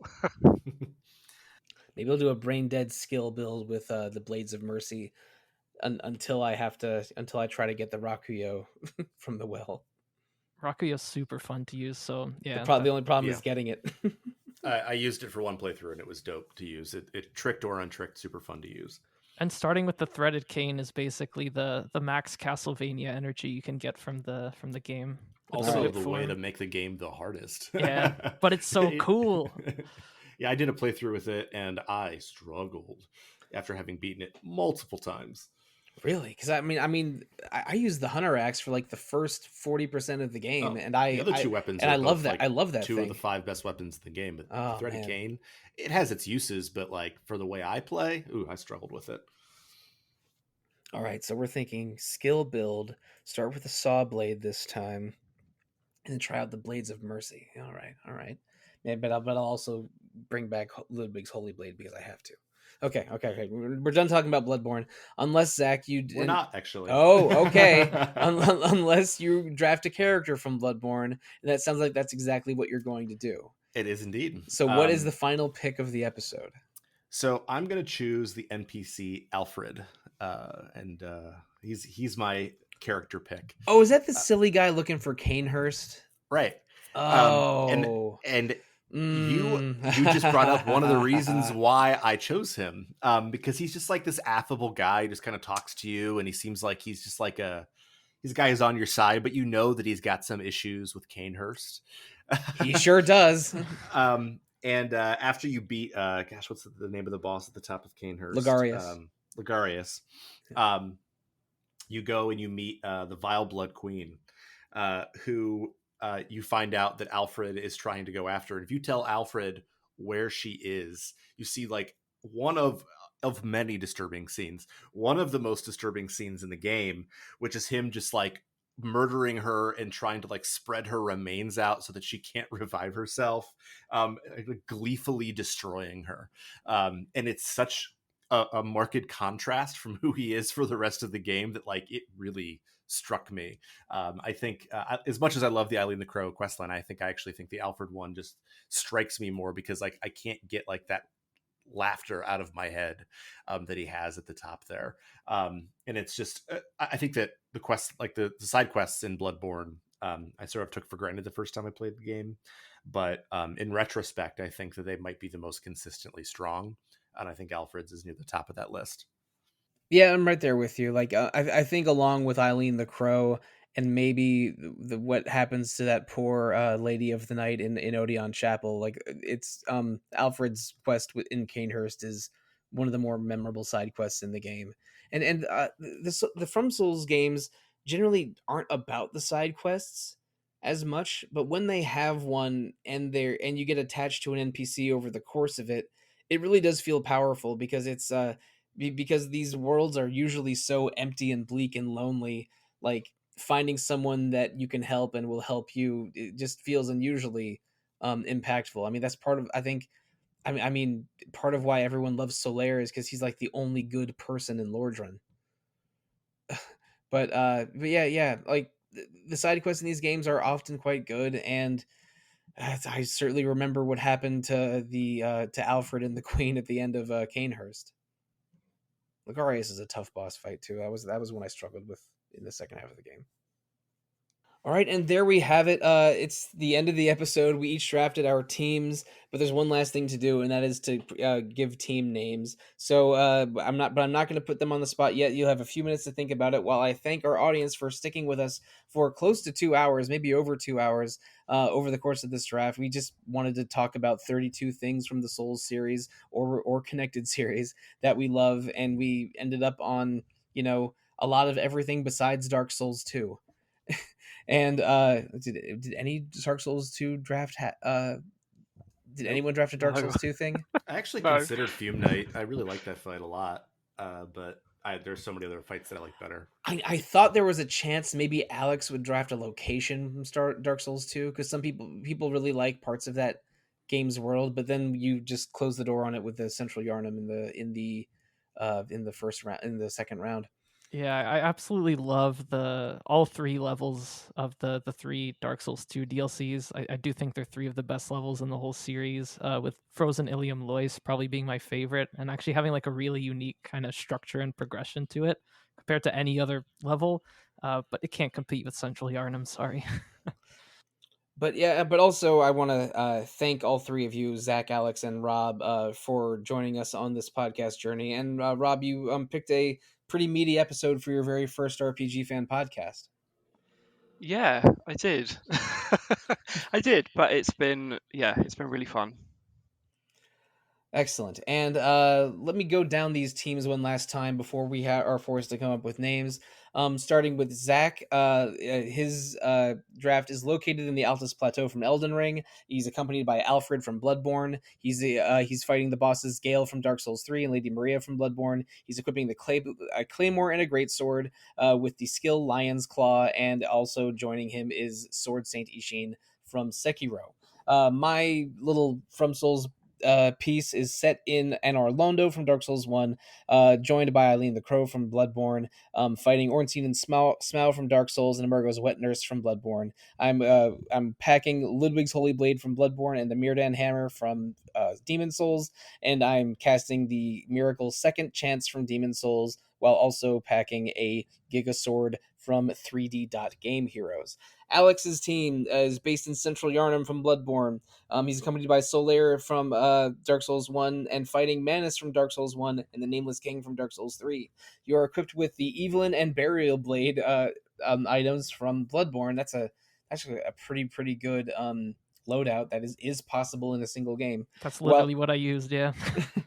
While equipping the Ash of War Bloodhound Step from Elden Ring, and also fighting Genichiro from Sekiro, Shadows Die Twice. Now, Rob's setting is Blighttown from Dark Souls 1. You're meeting Sigurd from Dark Souls 3, fighting the Tower Knight from Demon Souls, as well as Aldrich from Dark Souls 3. You're equipped with the Black Knight Greatsword from multiple Dark Souls games and the Chloranthy Ring from Dark Souls 3, while using the Golden Vow Elden Ring Ash of War, and also riding a Unicorn Gundam from the PS3 Gundam Unicorn game developed by FromSoft. So, I mean, do we even have to name teams this time around? It almost doesn't make sense. But you can either give me a team name or a character name. Does anyone have something to submit to the class? I like to be up in your face, aggressive, and I like to take the advice of Sword Saint Ishin. So the name of mine will be Hesitation is Defeat. Hesitation is Defeat. Oh, it's going to be hard to follow that one up. Yeah, so I got like some kind of like Sunside godlike energy with like Solaire, Nameless King, but I also have like a lot of moon vibes with like Yharnam and the Burial Blade. So I'm gonna name mine Praise the Sun and Hail the Moon. Praise the Sun, Hail the Moon. All right, now Rob, what is your team going to be calling themselves? Mine's super basic after these two. But me and Sigurd, we're just going to be the Holy Bros, because That's a great name. I'm going for a paladin, so yeah. All right, the Holy Bros is Rob's pick, and with me, I'm thinking back to when I played Bloodborne for the first time about a year ago, and just thinking about what Garamond says to you. And so my team is going to be called Accept Your Death, Be Freed from the Night. And there we go. So thank you, listeners, for joining us in team building. Hesitation is Defeat. Praise the Sun, Hail the Moon, the Holy Bros, and Accept Your Death, Be Freed from the Night. But listeners, maybe you're still interested in listening to some more retro encounter after you've gone through this beast of an episode. We recently recorded episodes on Dragon Age Inquisition, on our favorite RPG DLCs, on the game Undertale, which is our second Undertale episode, but first in several years. And we did 2 episodes on Dark Souls about a month and a half ago. And Aleks, you joined me on those. Mm-hmm. That was a good one. Yeah, it was a lot of fun playing that game for the first time. I was worried it would take me a month, so I started early, but I liked it so much I ended up finishing the game before recording the first episode. But talking about games that I am slightly dreading to play for this podcast. Oh boy, we have a couple short, easy ones ahead. I wanted to do a short game September to follow up the very, very meaty Dark Souls and Dragon Age games I played the last 2 months. So we're doing one-off episodes on 3 different narrative adventure games. Firewatch next week, Case of the Golden Idol in 2 weeks, and then Day of the Tentacle in 3 weeks. I haven't finished any of them yet, but I am in the early stages of 2 of those and having a pretty good time so far. But after those, coming in October, we recently picked the October game for the podcast, and it's going to be Kingdom Hearts 2 for the PlayStation 2. Woo! Yes. And yeah, we'll see how that goes. You know, Sollosi, I view this as your comeuppance for putting FF8 and D tier in the tier list. So So I'm going to be cursed with to be in Tetsuya Nomura hell for the rest of my life. exactly. Well, it's not my fault. It's Final Fantasy VIII's fault for being terrible. But listeners, if you want to email us about Dark Souls or From Souls or Kingdom Hearts 2 or any game that we've talked about today other than Final Fantasy VIII, you can email retro@rpgfan.com. Also follow RPG Fan on Facebook, Instagram, Threads, Twitter, Twitch, or YouTube, always called either RPG Fan or RPG Fancom. We also have a dedicated Discord called RPG Fan where you can discuss with fellow RPG fans, and a shop. If you go to rpgfan.com/shop, you'll find 2 storefronts, one hosted by TeePublic where you can get RPG Fan accessories and apparel, and a second hosted by our Hyperplay RPG, which is a UK-based publisher, and where you can purchase the RPG Fan Reviews Collection, a tome that is 300 pages of single-page RPG Fan reviews from over the years. RPG Fan also has 2 other podcasts in the RPG Fan Podcast Network: Random Encounter every other Monday about randomness and what games we're playing, and Rhythm Encounter every other Monday about RPG music. You can review Retro, Random, or Rhythm Encounters on Apple Podcasts, YouTube, Spotify, or however you listen to podcasts. Please give us feedback, any that you're willing to provide. But if you want to provide us feedback on our individual social medias and not to RPG Fan as a monolith, how can you find us, the panel, you, the listeners? Let's tell them, starting with you, Alex. You can email me at alexfraniczek@gmail.com. Now, Zach. You can email me, zachw@rpgfan.com. You can also find me on our Discord as ZachW. And now, Rob. You can get me on Twitter. I'm Robot Rob with zeros instead of O's. And listeners, you can find me on Instagram, Blue Sky, or RPG Fans Discord. On all 3 of those places, I am called Evoker for Dogs. Oh, well, I don't think any of us said an opinion that's going to get us, banished from Lordran like the Nameless King.